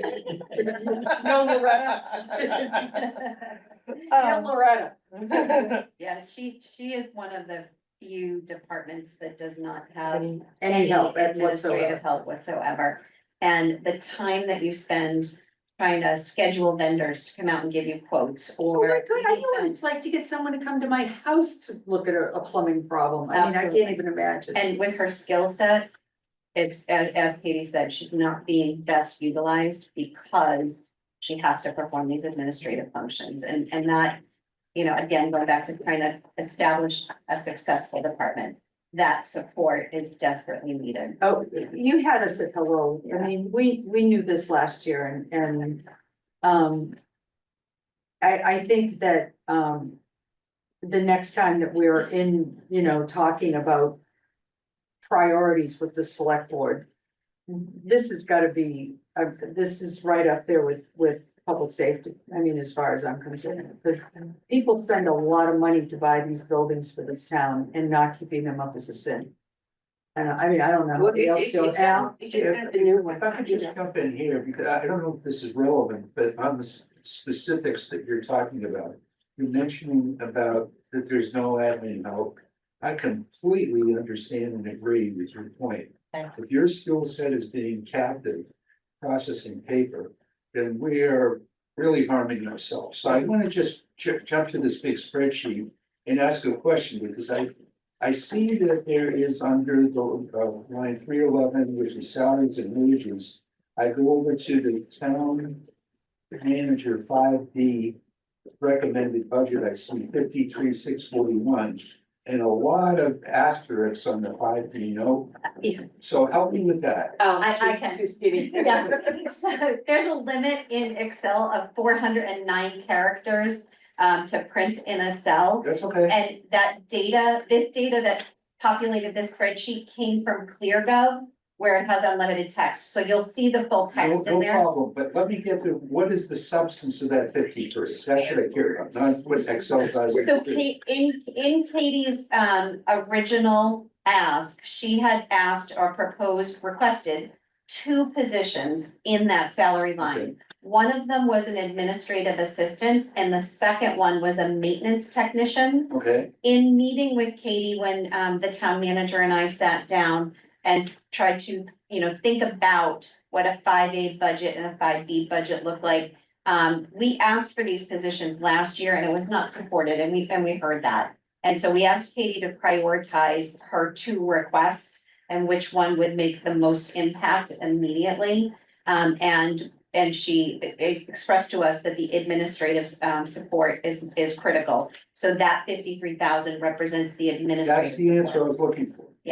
And how much Because I was, gotta tell you, let me just say to you this out of the gate.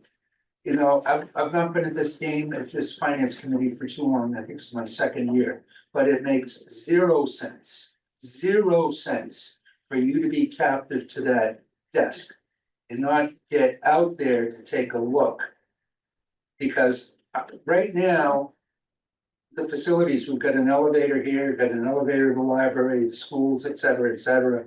You know, the lack of ADA compliance, potential lawsuits, et cetera. Just from an insurance risk management point of view, this thing is screaming at me. Oh, yeah. oh, yeah, Screaming at me. it's insane. And we have been, you know, we've had this conversation, right? So I've been here a little over 2 years and we've been, you know, since the day I got here, we've been improving by adding funding to the budget, Oh, yeah. It's been in, you know, small increments, and you'll see it here as well. There's another small increment of $100,000. And that's for Katie to be able to deal with these $10,000, you know, equipment failures that come up all the time.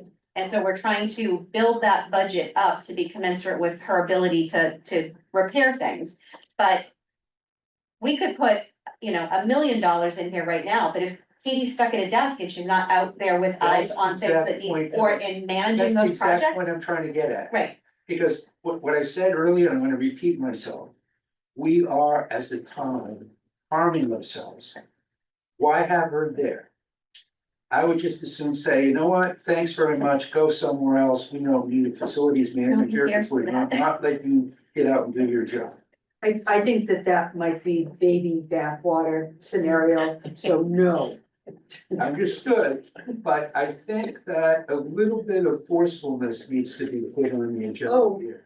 I think that, and I'm sure we will be meeting with And the I'm select hoping board that again, some- and I think that they need to understand. Right, and I'm This is- hoping that somebody from the esteemed media is listening to this tonight and maybe picks up on this point, because this is the kind of stuff that really needs to be focused on. We got a great newspaper in town, but you know, folks, dig into what's really important. This is really important, and this is not getting discussed. It is not getting publicized. And we got a finance director who is super nice. Very nice and very restrained. And I don't have. And JR and I have talked about this for 2 years now with Katie, right? And it's abundantly clear that we pigeonholed her in an office backwater, doing administrative things and not allowing her to be proactive in really putting together the plan, right, for the $90 million in assets or $100 million in assets for the town. And you're right, Al, we are doing ourselves a great disservice by not allowing the talent to be where the talent needs to be. Well, we're actually disrespecting ourselves and the professionalism of the person that's in the role. I agree. And that is obviously not intended. But what I see is what underlies this is a lack of perhaps communication, understanding. I think that, as you both mentioned, additional discussions, especially with the select board, to get them on board with this and how this is really hampering us, getting on top of what will inevitably be larger operating and capital costs going forward. Absolutely. And it's very short-sighted not to be blunt about that at this time. Thank you for listening. So is that $68,000 that's not in there? That's the maintenance person? Mhm. Okay. so Katie, in her slide up here, under 5B, that was her Yeah, but original request. it's went from 121 to 50. Correct, So it's that is the town $68,000 manager's differential, recommendation. right? I mean, I would put it back and have no problem putting it back, because I think it would save us twice that much in outside vendors and getting the work done. Here, here. That was our recommendation as well, but we Here, understand. here. I So understand, when you guys go through and do, well, you know, we get to the point of voting and you're voting a finance committee recommendation, your recommendation for that line, it may be higher than the town manager's recommendation. right, That's fair. right, and the amount for so we've got 53,642, and so it would be plus what, 68,000. for the second position? Yep. How much? I didn't hear you. Oh, I don't have it in front of me. The total ask is 121,376. Okay, 53,641, right? That's the administrative assistant, right? Yeah, the differential is. right, this is the admin, and the second would be for Yeah, the a remainder. maintenance, a maintenance person to get, so you have somebody to do some of these repairs, right? yep, There is the technician. 67,730. So, To okay, call it 68. okay. okay. So you'll notice that we're gonna go through A first. So, building and grounds maintenance services, we've increased it $100,000. This is to try to catch up on some of the backlog of, work orders and repairs that we have. Then the next one down, you'll see an increase in the building and grounds maintenance supplies. that was what I did was we originally had a line item of $8,000 in the engineering services. And I moved that because if we're going to, at this stage of the game, if we need engineering services, it's because we have a major issue or a major failure. And I might as well wrap that up. It's gonna end up being a capital project and wrap it as one whole project, the engineering and the project to complete it. So why have $8,000 would just be like consulting, it's not worth it. Is that gonna hurt you though, cause you'll have to wait for town meeting? I mean, if there's an emergency need for, It drops into the building grounds and they. She's I just just moved moved it. Keep moving it. okay, so you will still have access if Yes. you needed to. Yeah. And also in the town manager's request for funds for special projects, I would assume that would include diverting some of that if you needed to get something. Yeah, the idea behind that is that there is a small allocation that's like a contingency that would be available for, you know, emerging situations that were unplanned. Which Katie could access. It could be Katie, it could be, you know, something that comes up in front of the select board where, you know, a resident in, like the section 106 thing that has come up now. That would be an example. You know, What's if the section 106? the historic designation for the Powder Point Bridge. Oh, got it. We try to Gotcha. raise funds, but you know, there's, when we put together these budgets, those things are not contemplated because, you know, we never know when they're gonna Right. happen. And you know, there have been other situations that have come in before the select board where, you know, I remember when I first got here, the hazard mitigation plan expired and it needed to be addressed. So like, we needed to have a Yep. funding source for that. So that town manager, line item that we've talked about with Rini, that is to address that, but it could be utilized by Katie if she had an emergent situation. And then the What, next, Chuck, I'm sorry. I just have a question. It's kind of getting back a little bit to what we were talking about before, when we get a chance to vote on whether we want to keep that other person in that thing. So we will vote on not Katie's budget, but we'll vote on the town manager's proposed budget, right? Right, So if we vote not in favor of what he's recommending on that line. on that line, that's gonna show it that we don't want the 53,000. We versus, we wanna see 121,000. So how do you, if that's not gonna show up on a vote, all it's gonna say is like, you know, we didn't support this. No, because, No, no, at town meeting, it will be the town manager's recommended budget and then the finance Oh, committee. well, The so town we'll have votes our, on the finance our- committee. we'll have our own recommended budget. We'll have our own, we have our own recommendation, but we can, where that would play is when the line. We read the line at town meeting, hold, and that gives us an opportunity to come back to it, and Chuck stands up, and goes and says, okay, this is what this is about. So that people can understand why there's a difference between the two. But remember, in this scenario, right, we're also talking that this is 5B, so we're gonna wanna have an understanding of what the finance committee's recommendations are, because that's gonna shape and inform. How much of the override? Exactly. And, you know, historically, as time has gone on, we haven't always agreed with the town manager's recommendations, but that's when we're voting on them. He's here and Mary's here and we discuss it and perhaps we persuade him to see it our way and he makes an adjustment to his recommendation as well. so the last one in the 5A that's a little bit changed is the license and renewals, so. We have a gentleman on one of our guys has an MCPPO certification for procurement. And he will have continuing ed, he has a construction supervisor's license. Good. And he has a refrigerant license along with the HVAC tech, so this is to continue their licenses. In the 5B budget, we just went over the big one. The next one down is I'd like to see the overtime increase so we can catch up on some of our projects.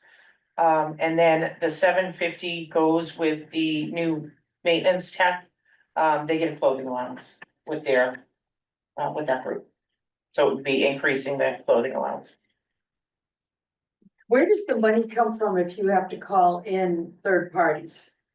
The building and grounds maintenance services, Is that where That's where it comes from, all yeah. third party vendors are paid from? yeah, Okay, I hope to next year, I wanna change these lines next year to like HVAC, break it down more so we can see. It's in the English language, so people know where Yeah. specifically, Because, I mean, building and grounds, maintenance supplies, we don't do any grounds. right? You know, that's lands and natural resources, so that is named wrong, but I wanted to get a year under my belt and figure it out what we really need. Sure. we're not adding to your paperwork, you know. So what's included in our department? We have 63 buildings that we maintain. 920,000 square feet of buildings, with an assessed value of $234 million. We have 909 HVAC units, 548 sinks, 803 toilets, 1 maintenance tech, 1 HVAC tech. Could you run through, one of your first slides, you're like, you have 29 people reporting to you, and then you blurred out all the people at the school. Yep. Yet they are 80%-ish of all of your demand. So could you just share for those of us who don't know why the facilities team to the school does not help in closing those tickets? If you So- understand my question? Yeah, I know what you mean. So we have changed the custodians on the school side.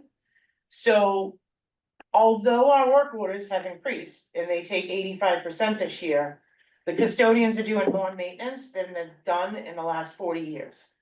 The contract changed this, 2 years ago, that they do light maintenance. So light maintenance to me is painting, ceiling tiles, light bulbs, carpet repair, tile repair. That wasn't happening before. So they are doing a little bit more maintenance. And the school pays for the school's repairs. If I can just add a little bit to that, Mark, it's a fair question. But the blue and the green groups that we saw on that org chart, they're 2 different unions. Okay. And so there's restrictions inherently based on collective bargaining. So the folks that were in the green, who are town employees, belong to our AFSCME union, and the other folks are in a different collective bargaining agreement. And that spells out their job duties and responsibilities, what they do and don't do. In the most recent round of negotiations expanded their scope a little, but not a lot. But I think that you've established a better relationship with this group and they're Completely. willing to do a And lot you more. don't want anybody working on certain equipment. You want the guys on my maintenance guy and the HVAC guy, they're specialized. They know what they're doing. They're not handyman Joe. The maintenance tech, I mean, there's not many maintenance tech probably in this state that have their MCCPO, or I said it all wrong, but, Procurement. they don't know their procurement. They don't wanna maintain, if they got it, they surely don't wanna keep it. You know, so we have some talent that you don't typically see.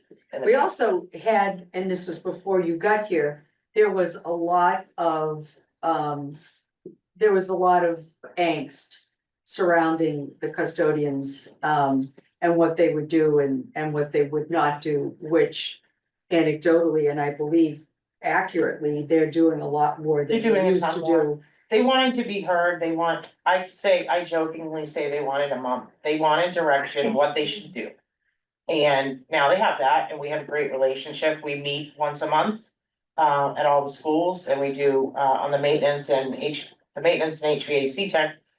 We meet and the energy manager from the school, so the energy manager does spill a little bit, he does work for the town a little bit. But they've never done maintenance meetings, so that way, what they got for work orders, I prioritize, so every Tuesday and Thursday. The 3 of us meet, or the 4 of us meet, and we go over who's gonna do what. And to prioritize their workload. And then also, so they know, they were never included in any of this, they never knew what was going on in the budget, they never knew anything that was going on in the town. So they would only hear the rumors, so you know, they would read Facebook and say, oh, we're all gonna die. And the reality, now they know. And they appreciate that, they need to know that, I mean, it's their livelihood as well.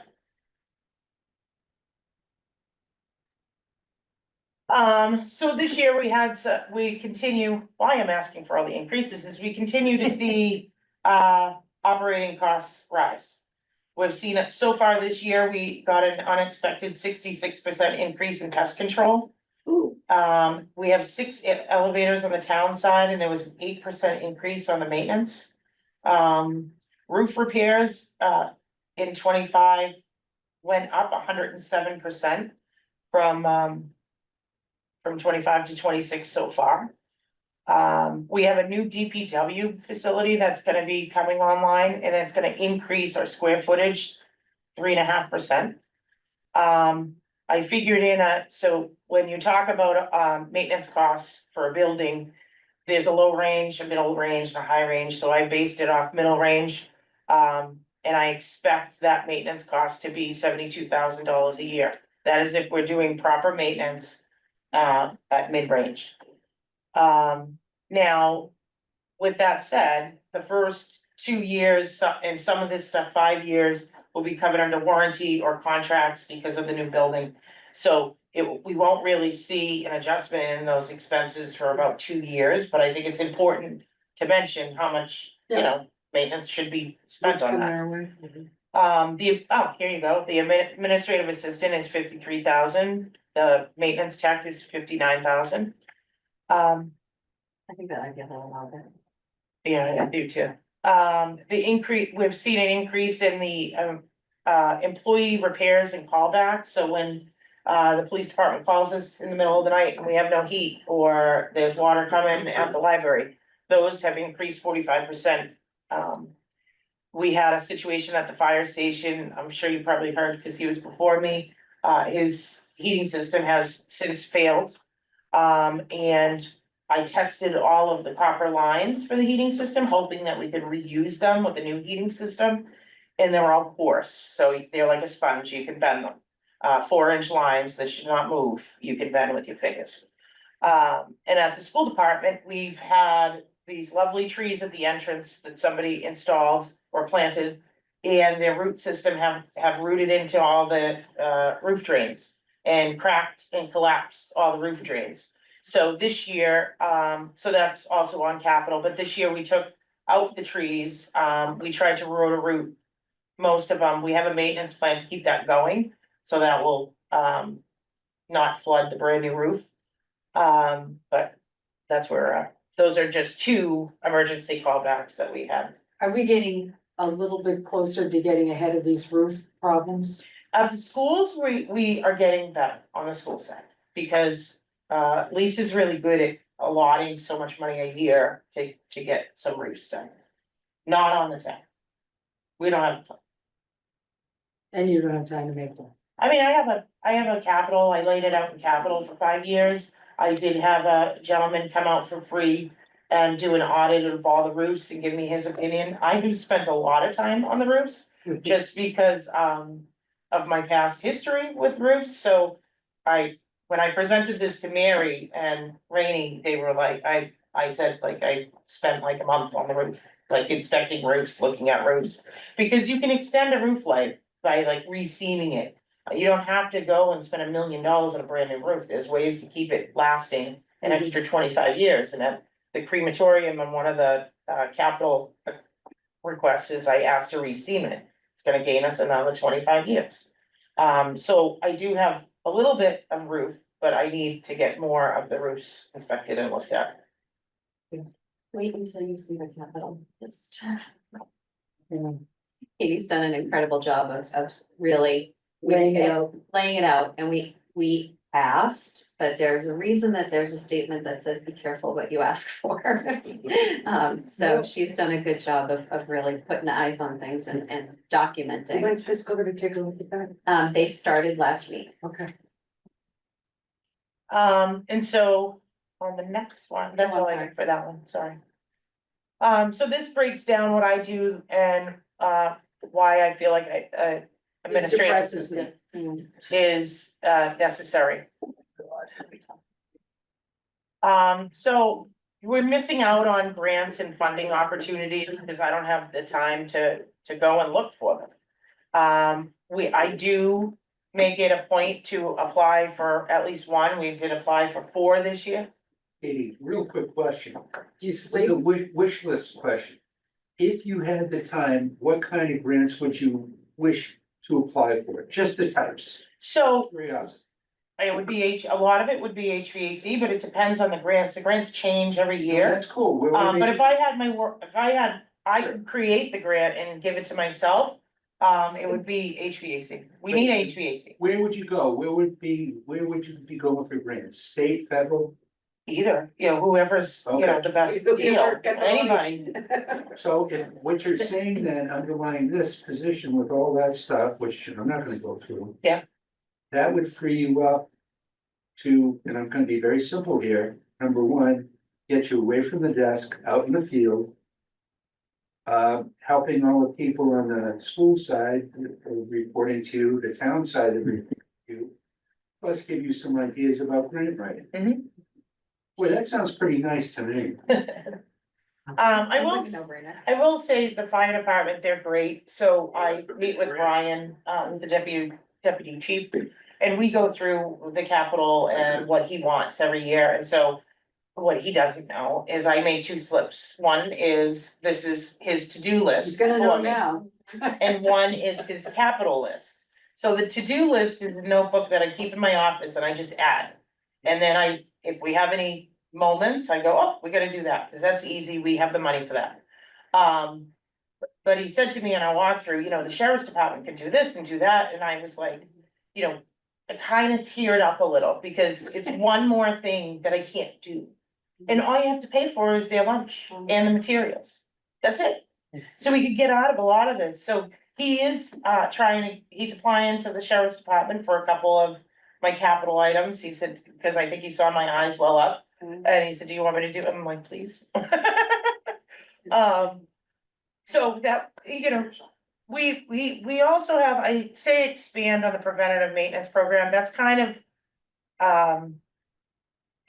funny, because we have a preventative maintenance plan, and that preventative maintenance plan isn't happening. So if we can make the plan happen, then we could expand on it and have the guys do more on it. So that's a little deceiving, but it would be nice to have that person, help with expanding it. Well, and one of the things too, especially with, it brought it really home when we went to the firehouse. They haven't had heat or AC, but what they did have to do is buy window units that they're running with electricity. They're gonna have to have space heaters that they're running with electricity. How much is it costing us to have this not working? It's ridiculous. It's wasting money. But even with the heaters, like when we talk about the fire department, I called Mary and I said, we can rent heating units. Yeah. And she said, whatever you tell me, like, you gotta figure it out. Yeah. And so I got I went to 3 guys, I got a cost for renting the heating units, and then I called her back and I said, hey, we can buy these for 5,000. It was gonna cost us the cheapest guy was $27,000. So I said, well, he gave me the specs for the heaters, and I Googled them, and I said, well, we can do that.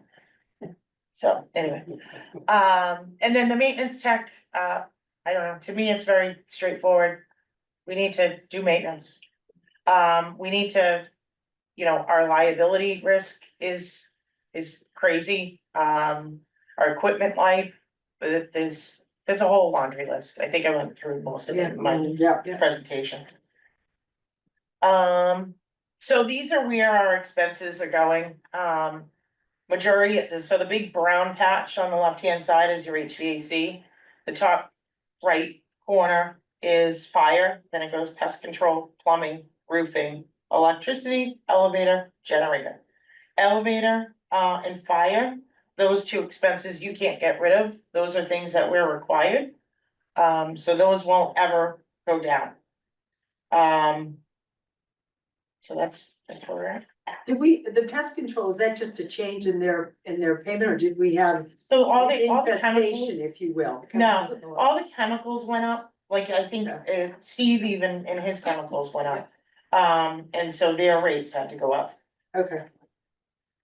So this one is all maintenance that we can't do, things that I know that are bad that we can't do.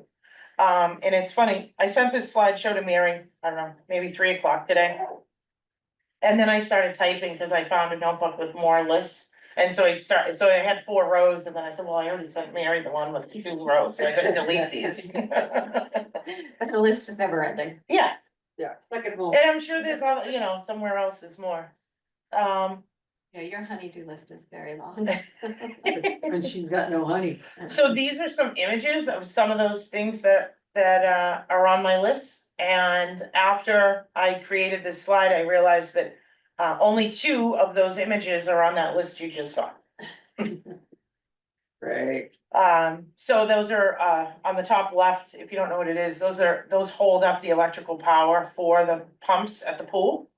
They're rotting out at the base, the Percy Walker pool that needs to be all restained. The bottom left is one of our pump houses. Which is the sewer or water department. Why doesn't the sewer and water department pay for some of this? Sewer is general fund. Well, she said sewer and water. or, It's not water. Water maintains their facilities, for the most part. That's yeah. disappointing, sure. Okay. the top is one of the pump houses for the irrigations. The one to the right of that, those are called coin vents on heating systems, so that's what a coin vent should look like, but below that, all the green is the corrosion, those are at town hall. On the right of that is the town hall chimney, which is rotted, and apparently we have some animal activity. But all of these repairs I've gotten quotes for, and we can't cover it. Is that pipe just rust or is that asbestos? No, that's water, that's dripping water, so, unfortunately, that pipe is shut off, but. They get like that, and then we wait until it drips, and then we say, oh, let's do something. take a look at it and call the plumber and cut it out. So you mentioned the sheriff's department. Yeah. What would they do? So what we're asking them to do for this one, Ashdod has all sorts of rotted trim, and the woodpeckers are pecking in on the trim now. Right. And it's making it a real disaster. So we're applying to have them take care of that. So they also did at the firehouse last year, they have that small, I don't know what it is, an apparatus building in the way back, it's kind of like a oversized shed. Yeah. So they re-sided that and did all the trim on that, So roofs. what do they do? Are these prisoners that come out? No, so it used to be, they changed the program, so now it's actual state employees that come out and do the work. You supply the material, they look at it, approve it, and then you supply the materials and lunch while they're working on it. But you can't, the prisoner program doesn't exist anymore. No, so they don't have the prisoners do it anymore, you can get, probation workers that are on probation, so they're not, Community service. yeah. Yeah. I've got them in my past community, we use them. They're kind of, not wicked reliable, cause they, it depends on how many they collect that day and where they can go, so it's. Yep. They're not the most reliable, so that's my story. Oh, good. Thank you, Kate. You're welcome. Thank you for that. Everybody thoroughly depressed. Oh, my God. Sorry. Not lying, I probably even made it sound better. She's always so excited about all of this. All right, have a great night. Oh, Katie, thank you for staying. I never would have. Thanks, Katie. You were gonna talk that long. That's all right. Hey, Mary, real quick, I know it's 8:30 and everyone wants to leave, but I think on Tuesday, Sandy might be able to. Expenses, the select board meeting last week, 2 weeks ago, the 5B budget showed $1 million. Now that you have the school under sale, you're still. Try to get fees. Where do you think that $1 million stands now that you have? Yeah. So if you. Yeah, look he's at not the a slides town for the employee. school budget, their Yeah. additional funding request that'd be is great. Yeah, he's great. 12,000. So that would be. Yeah, I will. Because the season's coming. Yeah. No, that would be the additional 800,000. And so, that does not, so you'd add that, right? But now we have to take the fee hearings into consideration, which I have not factored into that. And then we have to take a sustainability. consideration. And that sustainability is the wage increases that we referenced. Thanks, Katie. Not so, yes, but I also want folks to think about, when we think about sustainability, right? Katie's budget. So we're talking about an FY 27 budget, but what we really need to see is that budget grow annually in order to continue to be able to absorb and respond to more and more things, right? So we need to build some sustainability in there. The other thing is debt service. So our capital list right now, what's been put on our 5-year capital program is, and when I use this term extraordinary, it's an understatement. We're up over, I believe, $109 million worth of capital requests in the next 5 years, whether they happen or not. But every year we have, $1 million fire engine or $1 million whatever. And we don't have built in right now to the levy capacity to take on more debt. Right. So if we are going to talk about sustainability, we need to talk about the infrastructure you heard tonight, as well as building in, $250,000 annually to our debt service budget in order to be able to borrow, a couple $1 million to take care of some of these capital items. What's So- the, if we have on debt service, what percentage now? It's supposed to be 2 to 5%, right? Yeah, I don't have it off the top of my head. But it was like 1%. If that. Yeah, it's small. Within the levy is about I sent you the chart today, I think. Yeah. I think it's about $500,000 that's in the levy. Whereas the other, $6.5 million is debt excluded. Yeah. Right. And we identified this when we did the guidelines. If you've seen the finance committee guidelines, that we identified that we need to build into our regular operating budget debt service because there's always something, right? And we do not have enough there. It should just be cut off the top. This 2% or 3% or whatever the number is calculated to be, needs to come off the top just for that purpose. Because when you pay off the debt, so you have a bonding and you pay it off, and then all of a sudden that money becomes available the next year, if it goes into, this is how we lost it, it goes into operating. And then it never comes back to debt. You wanna make sure that You you're. know, I I know you know, I I'm- think, I'm- as Katie said, now you're all depressed. And I think the community hearing that presentation would be, because you're saying all the new stuff we've built, Yeah, we can't That's maintain, correct. yeah, but let's build a $25 million That's correct. DPW facility, That is correct. yeah, right? Like Yeah, that but is, you're asking the community to incur that debt burden for a new facility when we can't even maintain a heating system at the fire station we just built. We didn't build in that sustainability, right, when those buildings went So up. she just told you tonight that we need to add an additional $72,000 going forward after you get out of the first 2 years of a warranty period, right? She needs an additional $72,000 annually to deal with maintenance at that DPW. We need to make sure that there's the ability to put that in there, because 3 years from now, when we're looking at budgets and we say, we can't afford it, you're just creating the same perpetual problem again. and this is not something that has been identified, like, oh, that's a surprise. No. How long have we talked about this, Fran? Forever. I mean, forever.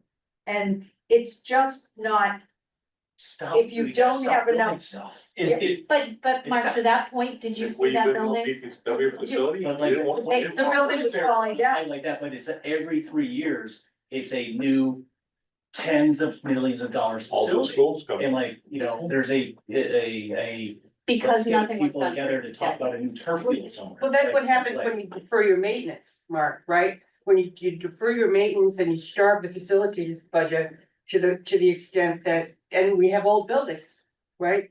But you also have to remember that we have to provide safe work environments for correct, our right, that's employees, right? And that DPW facility was not Not a safe. safe It work was environment. literally falling down. It had to be No, replaced. but you highlighted when you're finished paying off something. Yeah. And then we're just adding something else back, so you can never Get caught up. That's the cost of maintaining the community. Yeah. I mean, how do you not do It's that? cyclical. You have to have a plan. Buildings have a useful life. On the state equipment has a level, useful life. to try to change the 2.5% number? So, there has been a task force that has been created through the MMA that they are currently studying it. So that report that I sent out to you Right, guys yeah. about a week Yep. and a half ago, Yeah. that's the start of that process. Yeah. And so now the executive director of the MMA, Adam Chapdelaine, is out doing sort of a road tour. He's going to a few places in the Commonwealth, to, to present that first phase of that study that they're doing. There's gonna be additional phases that come out. And then the idea would be to determine whether there is an appetite Yeah. for a conversation at Beacon Hill to address that. It's certainly not sustainable. Yeah, Jim and Marjorie asked Governor Healy about that. I think it was either today or yesterday, when she was on the show, and she just kind of skirted right up. Yeah, the MMA is gonna try to take the lead, but the Mass Taxpayers Foundation is gonna come out. If I could throw this factoid, because I deal with this issue every year in tax season with numerous clients that are returning. And there's places, and I'm not suggesting this would work in Massachusetts, but the way New York works its way out of it, there's a tax if you're resident in New York City. There's a tax Yeah, if you're resident in Yonkers, in addition to the New York State income tax. Now, my point here is that every state has sovereign powers. And if a state determines that the real estate tax valuation and the revenue generated hereby, either residential, commercial, or otherwise, is insufficient, then the legislature acts to put on the tax. That's what happened with New York. Mhm. That's what happens with a lot of my clients that live in Yonkers, live in New York Yeah, City. yeah. And that's how you get out of that trap. But that is completely unpopular. Wildly okay, exactly, Yeah. exactly. We just Yes. replacing one tax with another. Yeah, You're but expanding the problem is tax that, base. at this stage, we would prefer that those options not be at the state level, that they be at the local level, so that we benefit 100%. And I'm not gonna bring up the European ad valorem system because.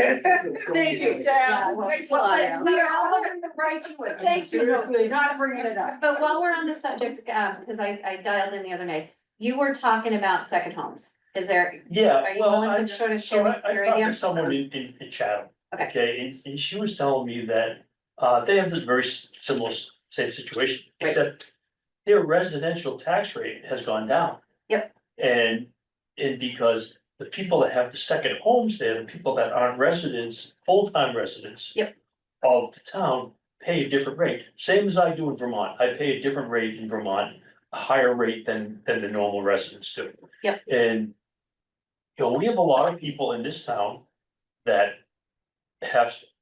that this is their second home. They're full-time residents of either Florida or Georgia or somewhere else, or Mhm. Arizona. And they come back, for the summers.